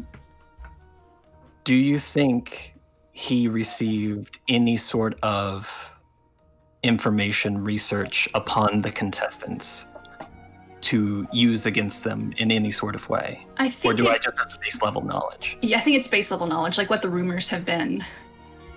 What the rumors have been. Mhm. Okay. Cool. In that case, I am going to, having gone down essentially an aisle of trees, kind of where they just kind of broke into this nice straightaway that I had prepared before, I'm going to just kind of knock on all of them, and various hornets' nests and wasp nests and bees' nests all get excited, like 12 of them, and go opposite the way I came, because I am a friend of the bee. Make me a...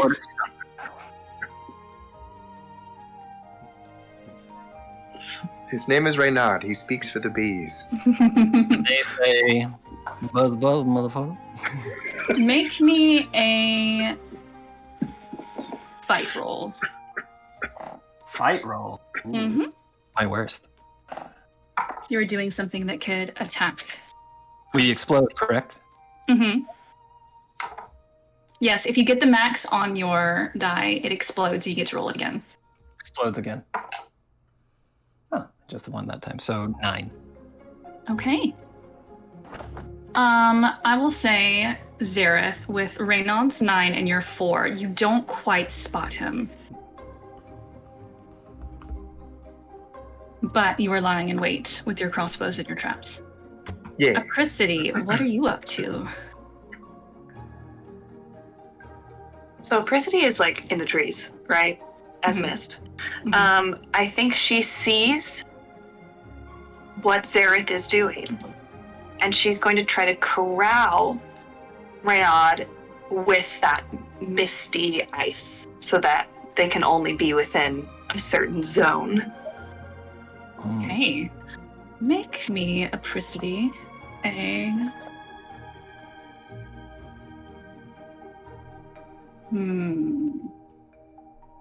Make me a charm roll. It's so low. Okay, here we go. That's a 3. Not terrible. We'll see how that goes next round. And then Aimleth, as a direwolf, what are you doing? As I am running to catch my dearest brother, I think I'm also just like on the lookout for tracks, because this is what I've spent the majority of my early life doing, which was hunting. Mm-hmm. So I maybe want to like roll a d20 to get closer to Lyril and or Renaud. What is your d20 stat? Brains. Brains. You can, I don't know what I was doing with my hand, trying to do an okay. I don't know. Good soup. Okay, yes, roll me a d20 for this. Okay. 14. Okay. Yeah, you can easily... Not easily, I forgot Lyra rolled a 16 this round, but you start to catch up to, especially with the illusion, you have just a second. I'm going to say that's close enough that you know which is the real Lyra, and you don't catch up, but you head in the right direction. Got it. You were able to avoid Zareth's trap and Renaud's trap. That dire wolf just flipped me off. I will say, though, you were going to run into one of the flowers as you are weaving in and out. Okay. So what do you hear from the flower? What was it again? I was taking notes on like things that happened earlier while you were explaining. It's okay. It's a flower called Veil Veritas. Essentially, it is a truth that is hidden from you as a protective mode of the flower. So the idea is it is going to repeat a deep hidden truth of who's in proximity to it, hoping that you will avoid the proximity of that flower. So deep, dark secret. A deep dark secret of mine. Of yours, yes. What would you hear from the flower?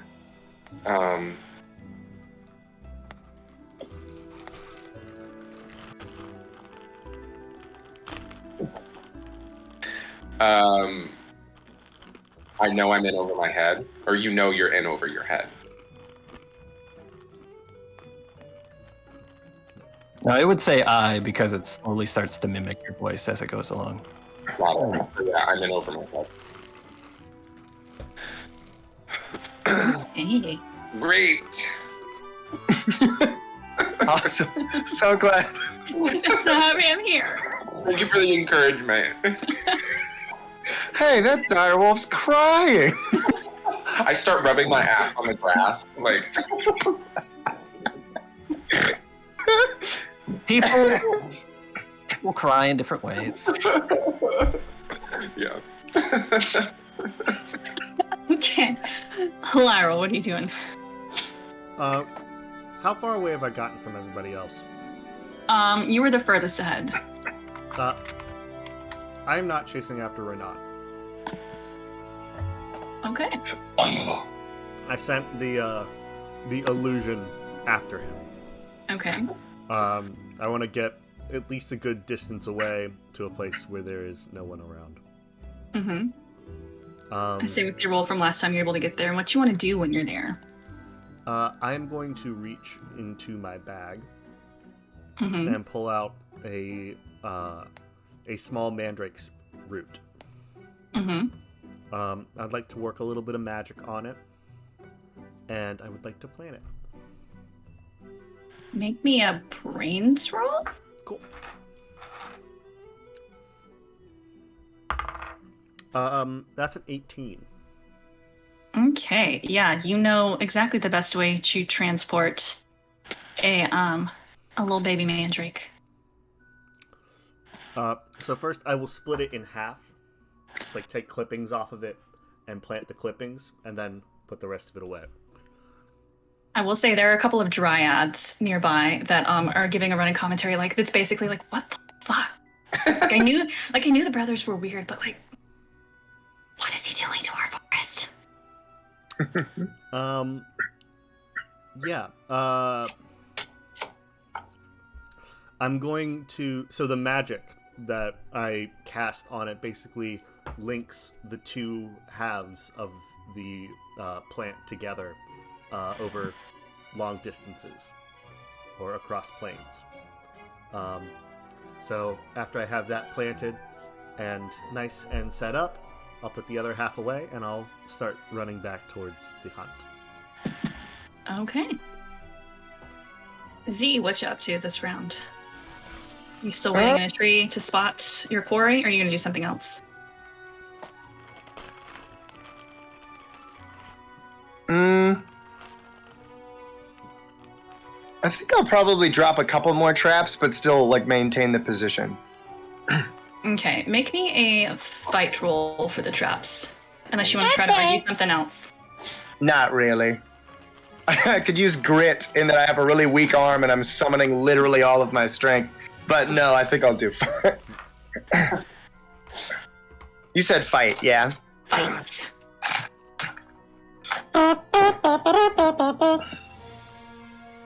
Oh, that's cacked.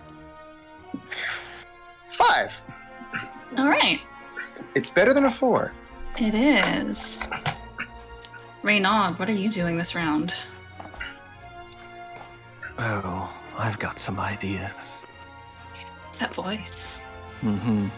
Something sexy. I'm going to. I've been making my way toward Thank you. a very large kind of oak sequoia tree. Mhm. Like, you kind of notice the canopy gets higher and higher as we get deeper into the forest. There's a particular tree that I really like that Reynald has spent a lot of time with, lots of honeycomb around, that sort of thing. He's going to go right up to it, put a Mhm. hand on it. Hey, baby. It's about that time again. And I'm going to do some magic. And you'll let me know if this is all right, because it's a very, very unorthodox magic, but trying to get the most out of it. Kind Love of is the ultimate magic. meld into the bark, where you can kind of see almost. You ever see Brave? Yep. Where they're like, oh, we lost it. Michael? There you go. Oh, there it is. Okay. But essentially, he kind of melds into the bark Mm-hmm. in this kind of fox shape. Mm-hmm. And he is charming this tree into doing a favor because it has the most sprawling roots of any of the trees in this wood. All right. And This wants one- to disrupt the soil so that it is mechanically like difficult terrain. Okay. Around This one is where it is. going to take a DC. This is going to be a DC 7. Charm? You're trying to charm? Yes. Yeah, got a relationship with this tree. What you said about dryads just made me think of it. Okay. And isn't there like a you a in this summer- trees. This is the Queen Dryad's tree. You two have a thing. I need to know everything about this person. Oh, I need to know I have- the whole history. I have a picture of her. I'll post it after the game. that is a 13. Okay. Yes, you were successful in making this difficult terrain now. Essentially, I want the kind of visual to be Oh, the roots she is start like- to like Taking you Well, into the tree. yes. No, And I it's said that and phrasing, and I apologize. that's okay. And so there's just a Oh, fox don't judge me with those imprint looks. on the tree, but he is stationary at the moment, just difficult. Okay. Mhm. That's my turn. All right. Apricity. So, Missed. have I been successful in like corralling even a little bit in my perspective?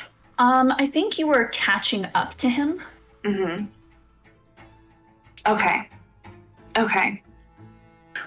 Apricity is going to transform back from mist into herself, but you can Mhm. see there's just this icy ether that's coming off of her, and then as it gets farther away from her, it kind of looks like petals, or like the ice turns into petals and then falls to the ground, and she slams her hand on the ground and then takes her sword and she's going to dig it into the ground, and she's going to try to get to ice over the roots of the system to let her know where Lord Reynald is. Like, she's talking to the trees. Mm-hmm. Ooh, what do you want to argue to roll for that? I mean, I'd go either grit or I Yeah, don't give know, me grit. brains. Give me grit for this. It's very good. That's a 12. Okay. Yeah. The roots point you because the roots they're speaking with have just been interrupted from kind of their slumber. Mhm. And you know exactly what tree he's in. Okay. But I will also say, as you slam your sword into the ground and disrupt this root system, you hear a clang as it hits something in the dirt. And as the roots move, it kind of moves it up to the surface. Apricity, you who have at times felt like a forgotten thing have discovered something long forgotten. It's a simple little carved box. It's not magical. It's mechanical, and you have not seen it since you were a child. As you open this box, it plays a melody. And if you have the string pulled up, I think you can hear this melody. Oh, you don't. Oh no. Wait, hold on. I'll pause it. I'll restart it. Don't.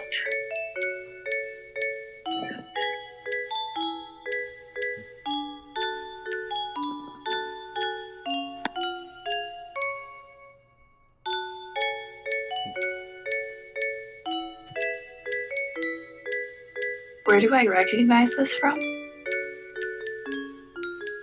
Originally, from your childhood, this was your music box.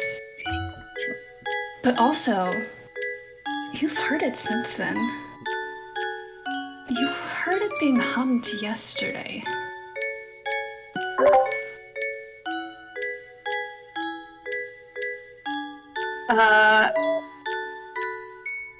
Apricity just is frozen. She's literally that meme with the lady with all the numbers over her face. All like thoughts of the hunt are gone for just a moment. And she just stares at this music box. And then shuts the lid. And like it's hot, like it sears her skin. She shoves it into her bag. Mm-hmm. And then continues on, but she is very much not focused anymore. All right. Aimlith, what are you doing? I haven't caught up to Lyral yet, have I? I'll say yes. With his round of stopping to plant the mandrake, you are catching up to him. Okay. But I still You've have caught my up. illusion following. Mhm. Okay, cool. Yeah, but he rolled high enough last round to to know. Cool. know the difference. Yeah. What are you doing? I finally caught up to you. We can talk about it later. Just checking the sites, taking a pee, Okay, great. Do you want to stick together and go after him, or do you want to Yeah. split up? No, let's work together. I'll head him off if you want to get behind him. I would love to get behind him. All right. Let's go. Yeah, we'll. It's a solid joke. Okay, cool. So then I'm gonna head. I'm gonna head after the fox, the werefox. All right. I will say a flight check, unless you want to try to argue something different.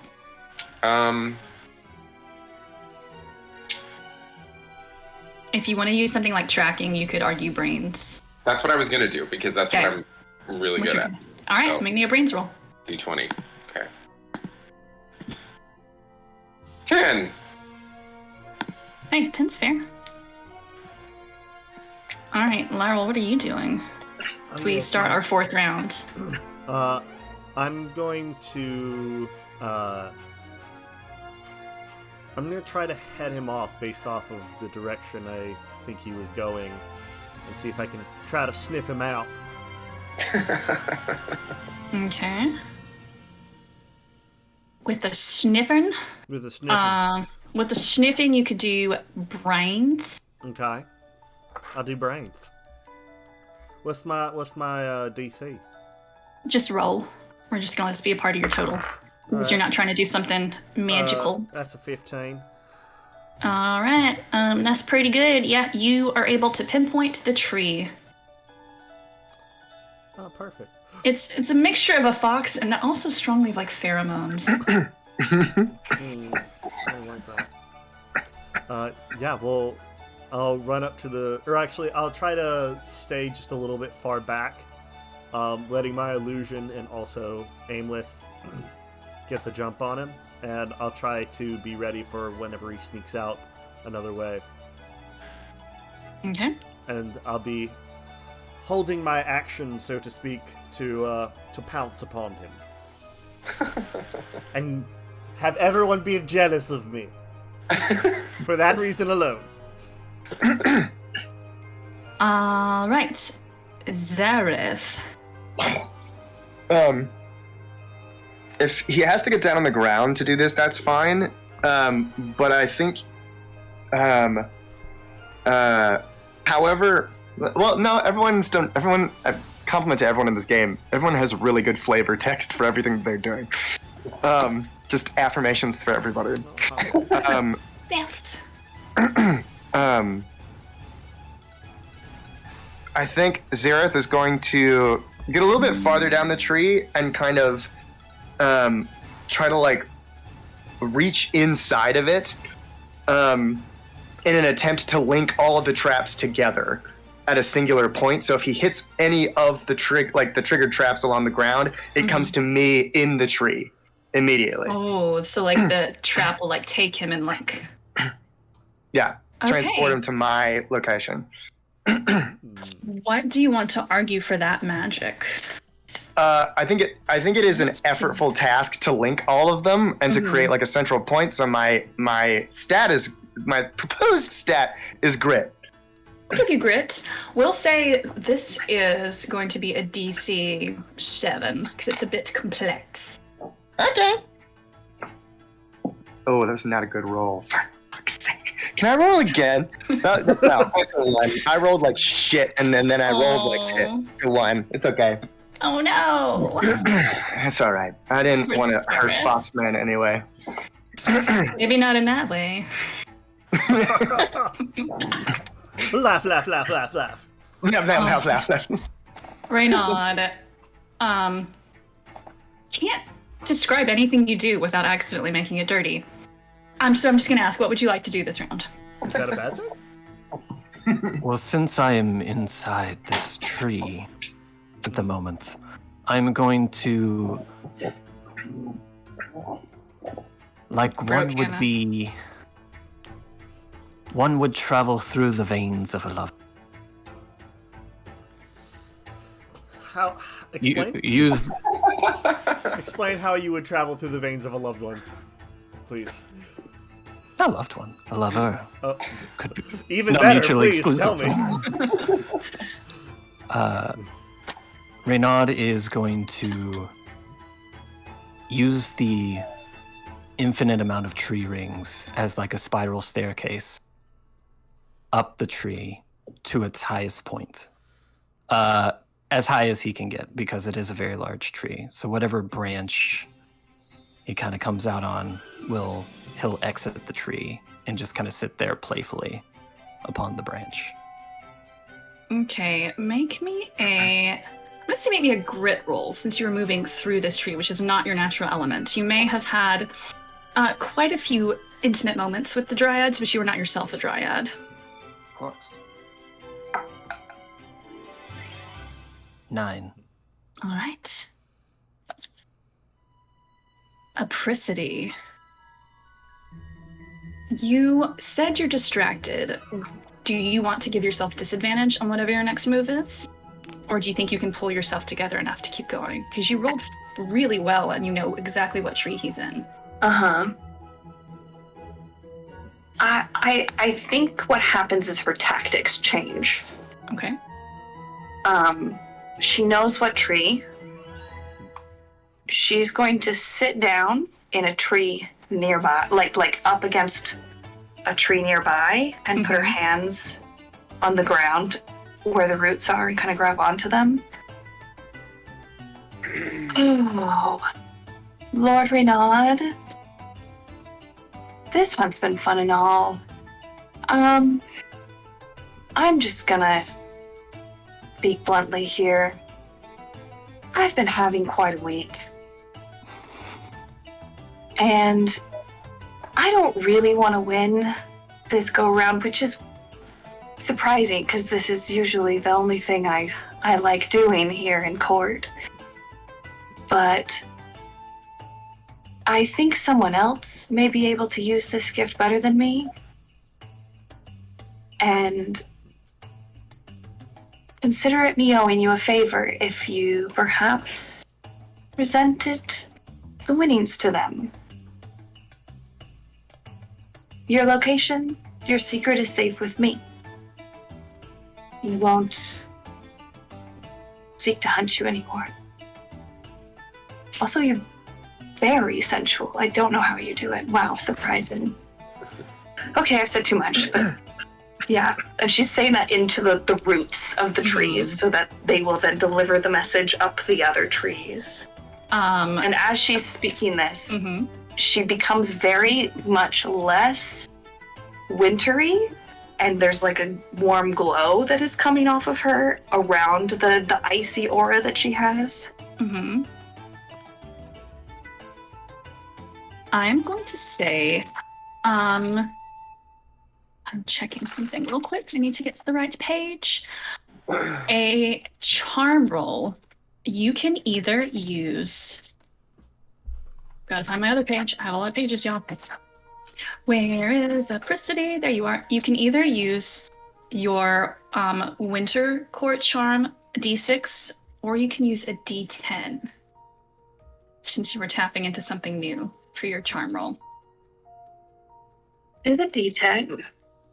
Of course. Why would I choose the D6? That's a 5. That's fair. Raynon, I'm going to make you wait till next round for any kind of response. Sure. But you hear these words come up and kind of whisper in your ear very delicately as they're taken up by the tree. And it's almost like you smell snowdrops, that first flower in winter that appears. It's very new. It's very exciting. Oh, perfect. Aimleth. I think since getting to the bottom of the tree with Lyral,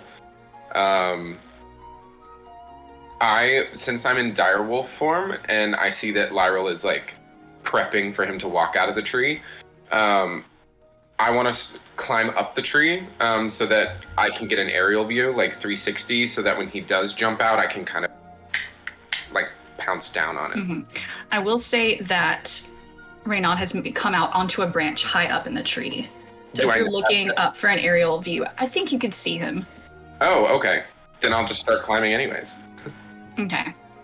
Make me a flight roll. Okay. Since you're climbing. Yeah. That's a D4. That direwolf is flying. Oh, hell yeah. I rolled a 1. Oh no. Join me, brother. It's as you begin climbing, you begin thinking, fuck, I should have picked something that can climb. It is difficult terrain, though. Yeah. And wolves don't have opposable thumbs. Yeah. They do It's have tough, dew man. claws for this exact reason. Yeah. Alrighty. Looks like Lyral. someone's barking up the wrong tree. Found him. Immediate disadvantage. Struck by lightning. Got him. It's fair. Alright, Lyral, remind me where you were. I was on the other side of the tree, a little ways back, watching to see if he would come out of the tree anywhere. Gotcha. If you look up, you can spot Raynon kind of cheekily, like, watching. But he's quite high up. Were we given weapons, or were we just like, we have to catch him? I'll say it's all in how you interpreted it and what you would have with you. Because Zareth has some crossbows he's using to lay traps with. Magical crossbows that shoot out traps. Ah, I see. Then I would just like to poof up to said branch and try to grab him. Okay, this is going to have a DC. And make me a fight roll. Okay. And he, in his turn, is going to have a chance to... Actually, let's do a contested roll. Okay. We're going to go ahead and move Raynon, since we're using Kids on Brooms rules. Raynon, how would you like to not be caught? How would I like to not be caught? What kind of die do you want to roll? Describe to me what you would do to not be caught as you see this werewolf poof up to your tree branch. I have like the obvious answer in my head, but this is not a very character. But I feel like, to be fair, it is a reactionary move, even though I was watching. And so this is kind of a defense kind of thing. So say just grit, like All right. grit or flight, you know, because I'm just gonna like bounce up and get out of reach. All right. We'll do flight versus flight then. Oh, fight Rollies. I'm not doing fight. Did I tell you fight? Mm-hmm. Okay, then yes. Fight versus flight. All right. Oh, hey. Okay. Okay. Did you explode too? Mm-hmm. All right, what did Lyral get? 18.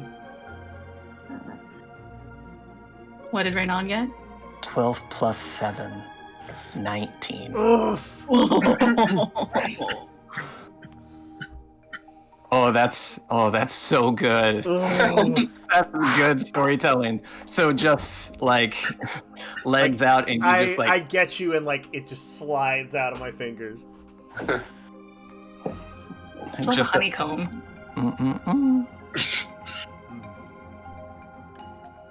I don't like body honey. Feels like a lotion. It does. It's on me now. Sure does. Sarah, if you were up in the tree, remind me. Yeah. Can I just try again? Mm-hmm. This is with Great. your trap. You using your magical Yeah. effect. Yeah. All right. Yeah, let's do it again. Okay, it's a 12. It's better. Oh yes, you succeed. You know that if you can get him into a trap, he will be brought to you. So as you're doing this, and the tree kind of alerts you to where he is, you see him just slip out of Lyral's reach. Okay. Is he close to one of the traps that's there? Can I pull him? Or do I just know where he is? You just know where he is. I think he's up high enough that he would have to get him into a trap. Totally. Because he's up in one of the highest trees in the forest. Ooh. Mm-hmm. Totally. Cool. All right, Apricity. She's still sitting up against this tree, and she's just kind of having a conversation. I will With him. say, I did Wait, forget did you about that skip for a it? second. Yeah, because I was letting you respond, or your action Yeah. be that, but I will allow you a chance to respond to Apricity's request, as that is happening with Lyral. Okay. But I wrote down your 19 for your points for this round. I have quite a dramatic response in mind. Let's hear it. Give it to me. We love the drama.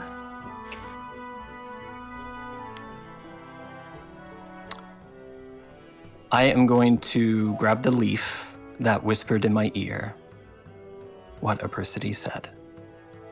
And I'm going to pluck it and blow into it like a grass whistle.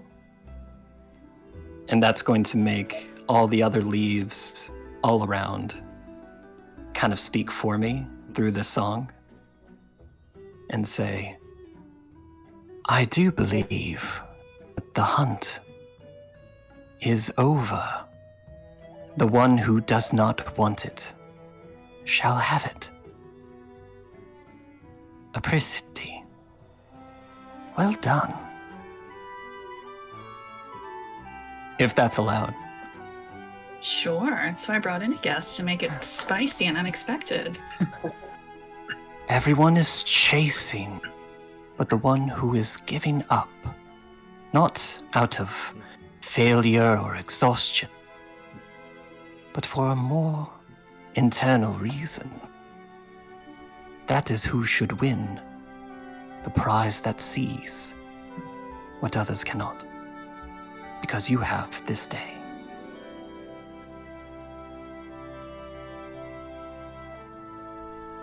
Thank you. And I'll just kind of vine down the tree.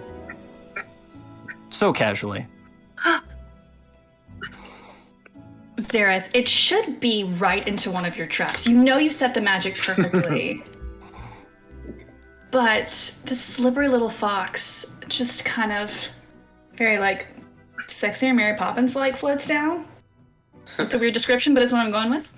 It paints a picture. Yeah. That's exactly what I was thinking. I'm glad you said that. Sexy Mary Poppins. That's the new So episode just name. Mary Poppins? What So are we just talking Yeah, about? that's what I was thinking. How can it get sexier? And you're so confused as to why your magic didn't work.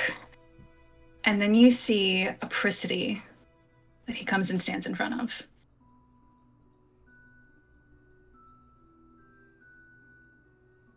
I will wonder to myself, what is going on? I'll climb down the tree to get on their level, just if something is said to at least bear witness.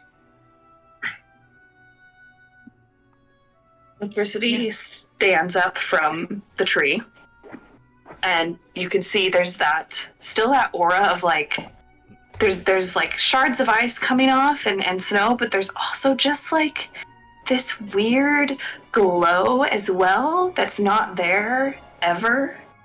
As she steps up to Lord Renaud. Honestly, I didn't think that was going to work. Are you sure? Lord Renaud is going to kind of be putting on a robe at this point, and through these very luscious curls is going to really radiate this bright light. But it is warm and it is comforting as he approaches closer. Are we really sure of anything, Apricity? It's interesting, winter and summer together like this. You have such a beautiful avalanche of hair. And with this sun, how it crystallizes and refracts. Seems a bit of rainbow has found you. I like to chase rainbows. Apricity So- blushes. So yes, I'm quite sure, but that's not really the question you're asking. The real question is, will you accept what is yours from your heart?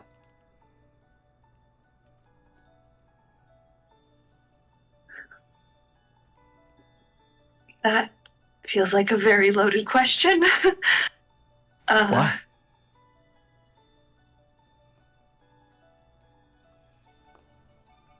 What could be more simple than what the heart says? Hmm.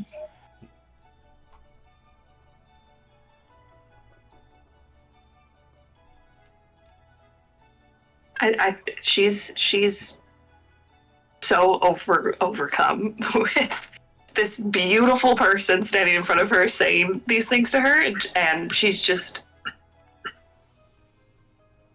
stops for a moment and then looks at them. I am sorry I've not made your acquaintance before this time. Perhaps this can be the beginning of a friendship. And I hold out my hand for the looky-loo, whatever it's called. The Adderstone. Thank you. Screw whatever it's called. That's what it's called now. Yes, the Adderstone. It is a new name. Used to be called a Lucky Loot, but too many umlauts in the name. We had to make it easier. Yes, a friendship, winter and summer. Maybe we'll set an example. I would like that.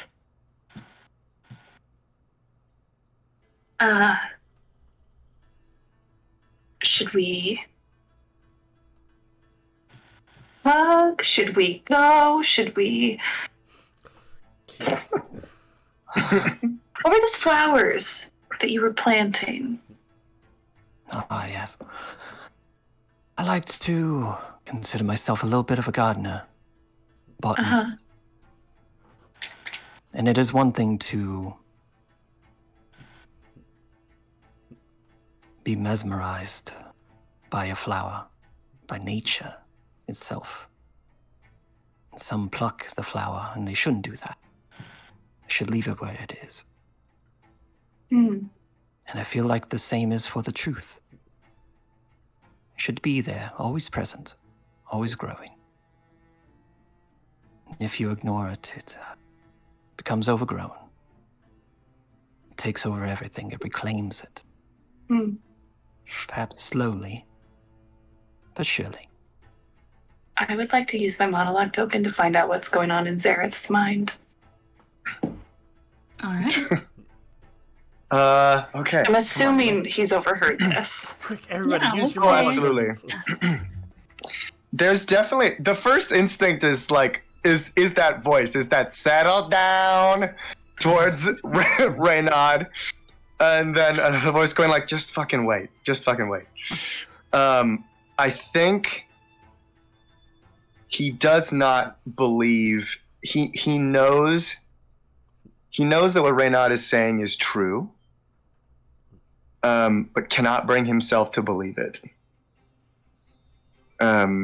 He feels that he is too deep into who he is now, that there's only so little that can be done on the opposites to make up for it. And in a spat of like very impetuous jealousy, kind of acknowledging the settle down, comes the recognition that he had to let her go once before, even though he didn't have a choice. And he is reckoning with what it would be like if he were to do it again.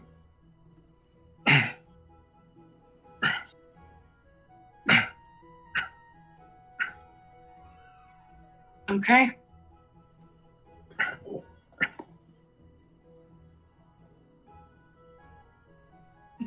Well, we can let the rest of these fools continue to hunt you, and we could just peace and go back to the party for refreshment and let them figure it out on their own, or you can, I don't know, you can let them know. No, I guess I should let them know I am famished. But they did a good job. Very creative. You as well. And I start to kind of lead the group back, and I'll look over my shoulder at Apricity and say, I did like that song. The Roots heard it, so I heard it. Now you see, and whoever's around sees Apricity again freeze up a little bit. Yeah, me too. I enjoyed that song a lot. It's from my childhood. Well, excuse me, and she kind of like walks ahead now to the party alone, obviously flustered.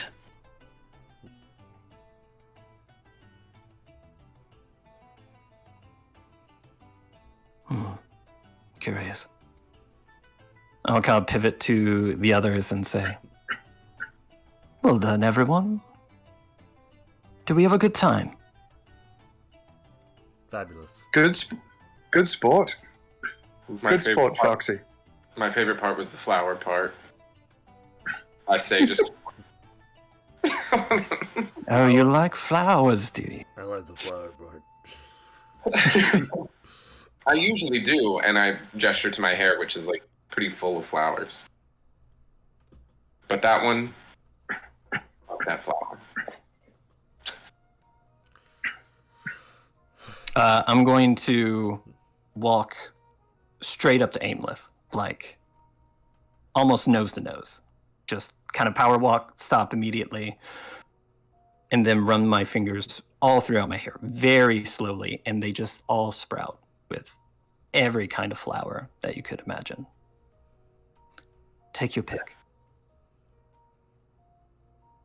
Do I have to choose just one? Now you're thinking like a fae. Ugh. And I take one. I think I take. I take a lily. I take a lily, and I say that'll do for now. Tea?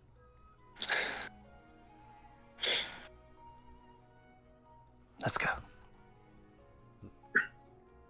And I'll walk closer to Aimleth and kind of head back through the woods. This is when we all need the fans, like in the Dimension 20 season of the Seven. Yes. It is very hot in this room. Multiple ring lights on It me. just got hotter.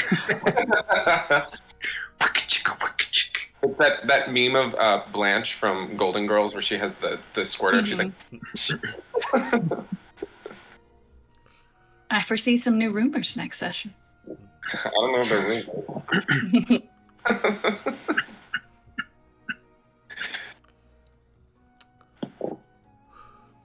All right, how would you all like to wrap up this session as we have about 15 minutes left? Please call for any and all scenes you would like. I have a scene, but I kind of want to go later on with it. Okay. But if nobody else has a scene, then And Raynon, this option is open to you as well.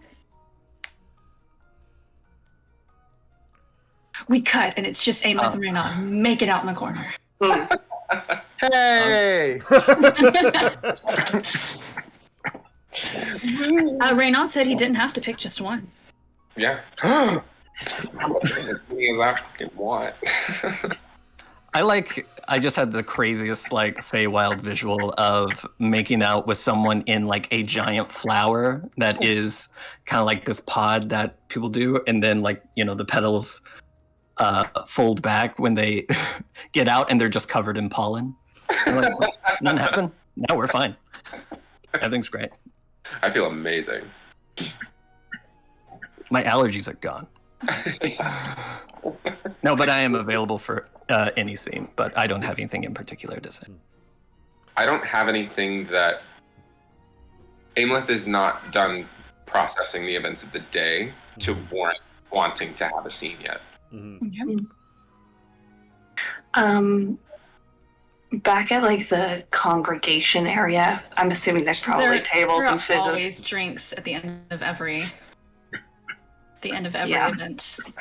Apricity has gone up to the table where there's liquor, taken 2 shots, Mhm. slammed it back down on the table, and then walked across the room to like an area where she can just kind of stand. And she is waiting for Zareth to make an appearance. And once he does, she is making eye contact with him, but will let him decide if he wants to come over. Mm-hmm. And it's like off. Away And you from do everyone. have the looky-loo in your pocket. Yes.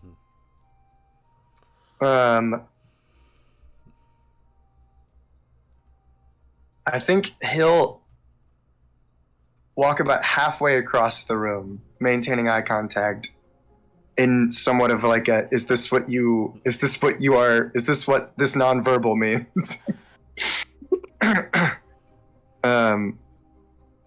And then if he kind of understands that that's what is happening, he'll make his way over to you. And if we're in a sort of like secluded part of the room, I think he'll snap and create this kind of like inky cocoon where they can actually like be alone, if that's what she wants to do and If to talk. I can speak for Raynaud, I will say, 'cause I'm imagining this on the edge of the forest that the hunt took place. Raynaud, if you see them two start to walk to each other, at your bidding, the trees kind of part for a moment and close up behind, as you also cast this inky veil. For sure.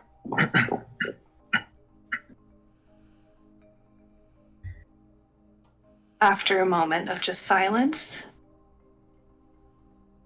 Apricity just from her pocket produces the looky-loo.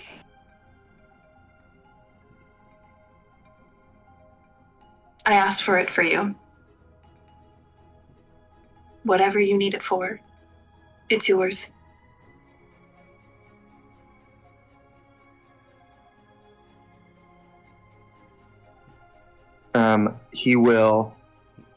He's finding it very, he is, you can tell he's attempting to make eye contact and has had it like kind of at the floor, as if he's not sure if he can meet your eyes or not. But he slowly holds out his hand, take it. She'll go and she'll put it in there. And he'll kind of catch her hand as she puts this, as it is in his hand. And then we'll reach behind his back and unclasp the cloak that he always wears. And as it drops, the stars that are always on the inside of it dissipate the darkness around him. And his skin changes to a bluey purple, freckled with constellations and comets. And his hair goes bright comet white. And he is wearing just sort of like an undercoat almost. And sort of like scuffed up brown workman's trousers and thoroughly dirty boots. And just lets it sit for a moment and is way too ashamed to make eye contact.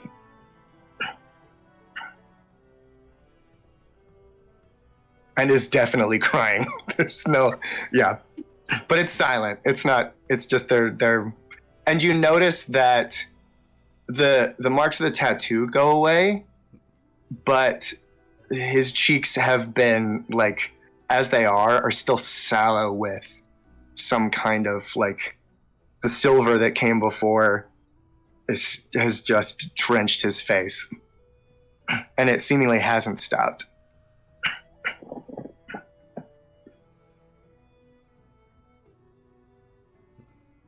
I don't know what to say, but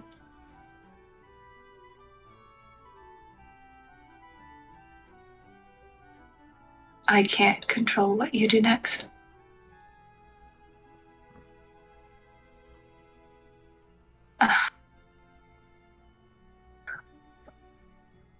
Don't tell me who you are.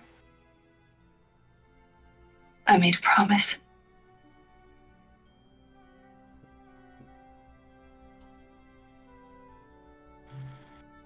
He's confused at what she means, but takes her at her word. And then finally says, I wish you would. Tell me what to do.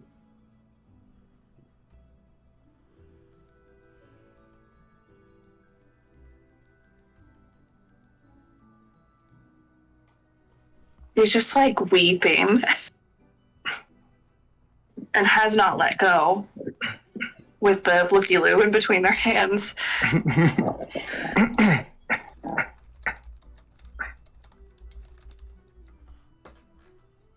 Can we just stay here in this moment?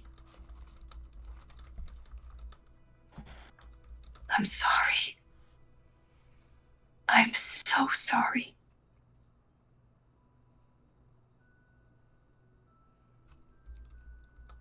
I think I think he crumbles. And kind of just drops to, he's still holding your hand, will like drop to his knees and kind of like hold it to his face, and then eventually like brings your hand to his lips.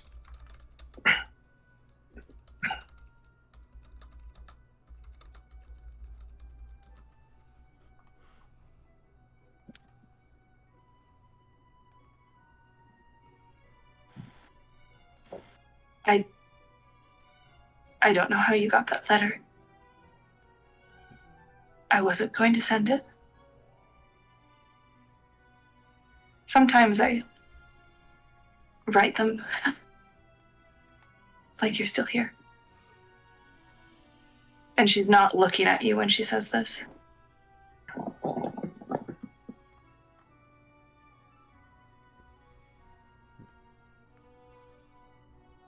There's much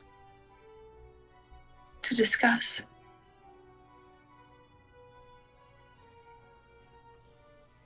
But right now I'm at a loss for words.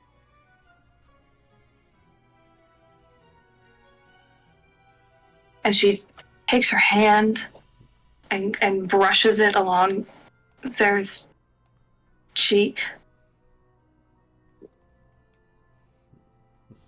Where did you go?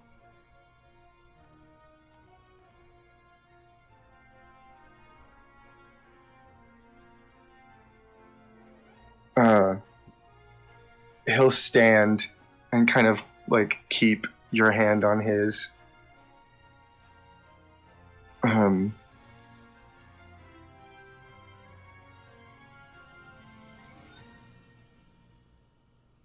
And say, I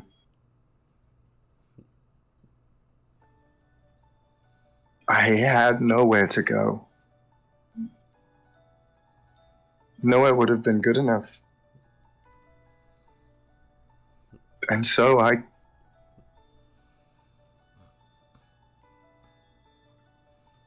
killed the last bits of myself that I had. And you and Maeve have the last ones.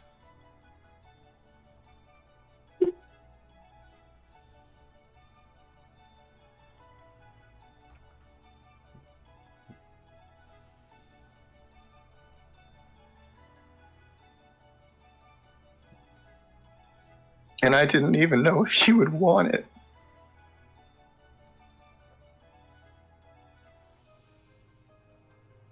And she grabs his face in her hands.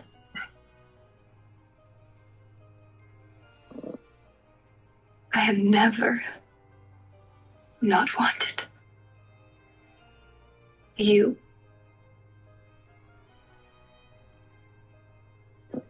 Never.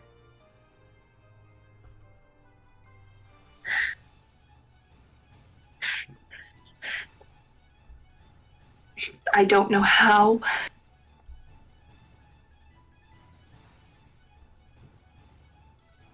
And she takes her hands away.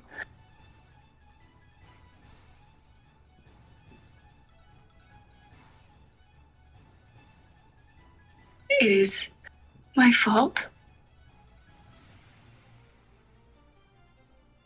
Please don't lose yourself because of my actions. Please. You are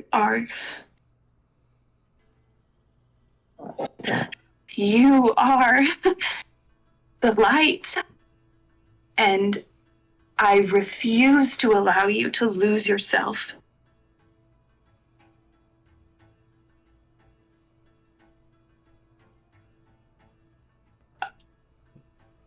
I have always wanted you. That has never changed.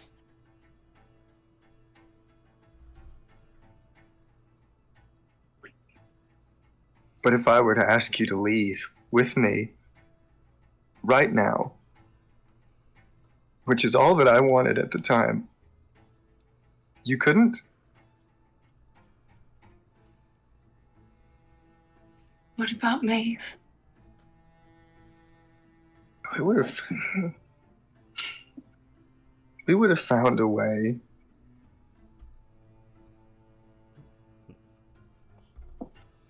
Plus,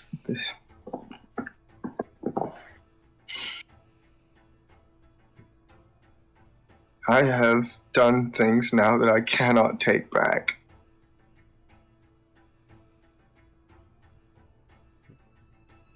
I don't know if they would let us.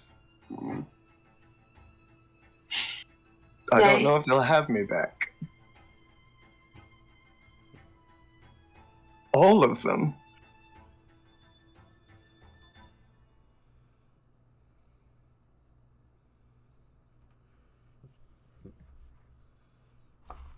She puts her hand under your chin and brings it up to meet her eyes.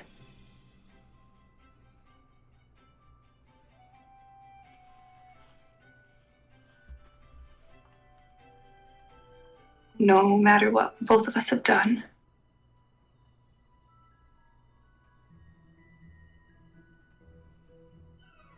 I will always have you.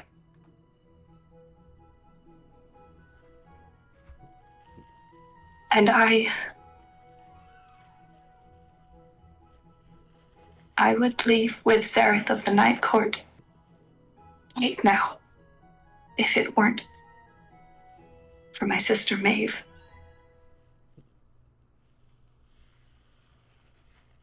I didn't lie when in that letter. You were right, and I was wrong. And I wish I could have seen that earlier.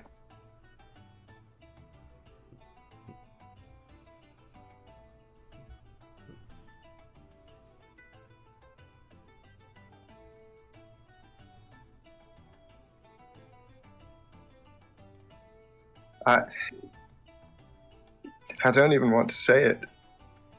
I was angry with you. I think you should. But it wasn't supposed to be at you. I don't want to be angry with you. I love you more than this entire world put together. And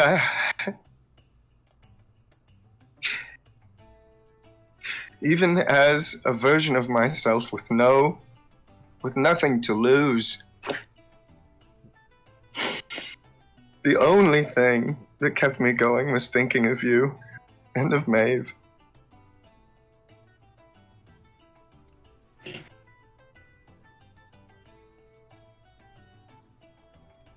I'm glad you kept the handkerchief.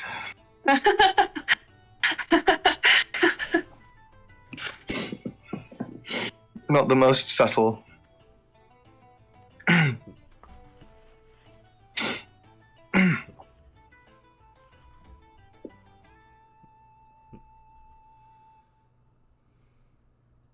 I forgive you.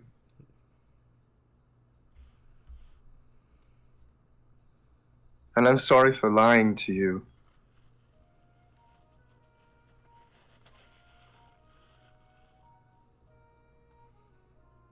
I don't blame you.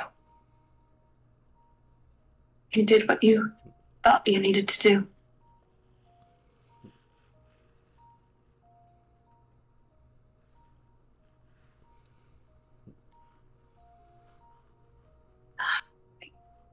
I don't want to leave this space. Because when we go back out there,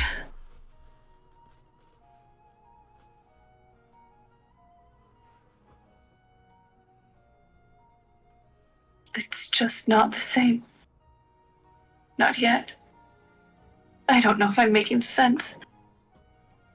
You are.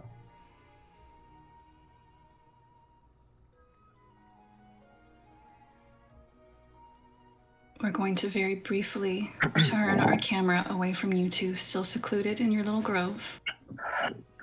I know Laryl had something really quick. Laryl would have gone back to the Court of Stars, to wherever we were staying, and pulled out the other half of the mandrake root that he now has in a pot. And he'll write a quick letter. Aelid, please plant this in the grove. My work here is done. And he will open up a small, foggy pool in the table, and he will just plant the letter and the root inside of it, and it will close up. And he will go find his brother. As you make your way back to where everyone has gathered for this post-hunt celebrations, it's been a very long time since a Fae has broken a promise. Fae promises are binding, and there are consequences. It's been even longer. It hasn't been in living memory that a Fae has broken a promise that was unwillingly given. Apricity, as much as you were telling yourself this is Zareth in front of you, you know that this is Rao. From across the sky is a loud crack of thunder, and a blizzard covers everyone's vision. As the snow begins to clear and thunder and lightning, the woods have fallen away, and everyone of the Fae Court stands in front of you. And in the middle of the court stands two figures in shock and horror. And it is Queen Mab entwined with Lord Elorian. And that is where we will end for today.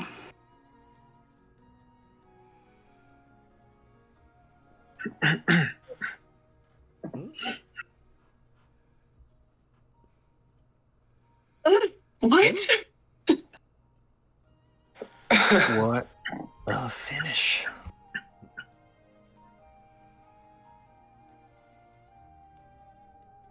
My heart hurts. Mm-hmm. Yeah. We knew this was coming at some point, you guys. I was crying through that whole scene. As we all process these feelings, we are now going on a 2-week hiatus for Easter and other family things. Amazing segue. Join us in 2 weeks, 3 weeks, a couple of weeks. We'll put it in Discord for our next to last episode as we deal with the consequences of a broken promise and head to a ball. I thought I was being so good. Damn it. I thought you were too.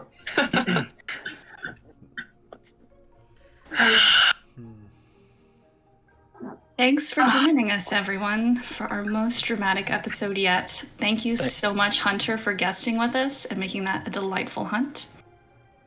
As Thank always, you guys for having me. clickety clackety, please come backety. Bye.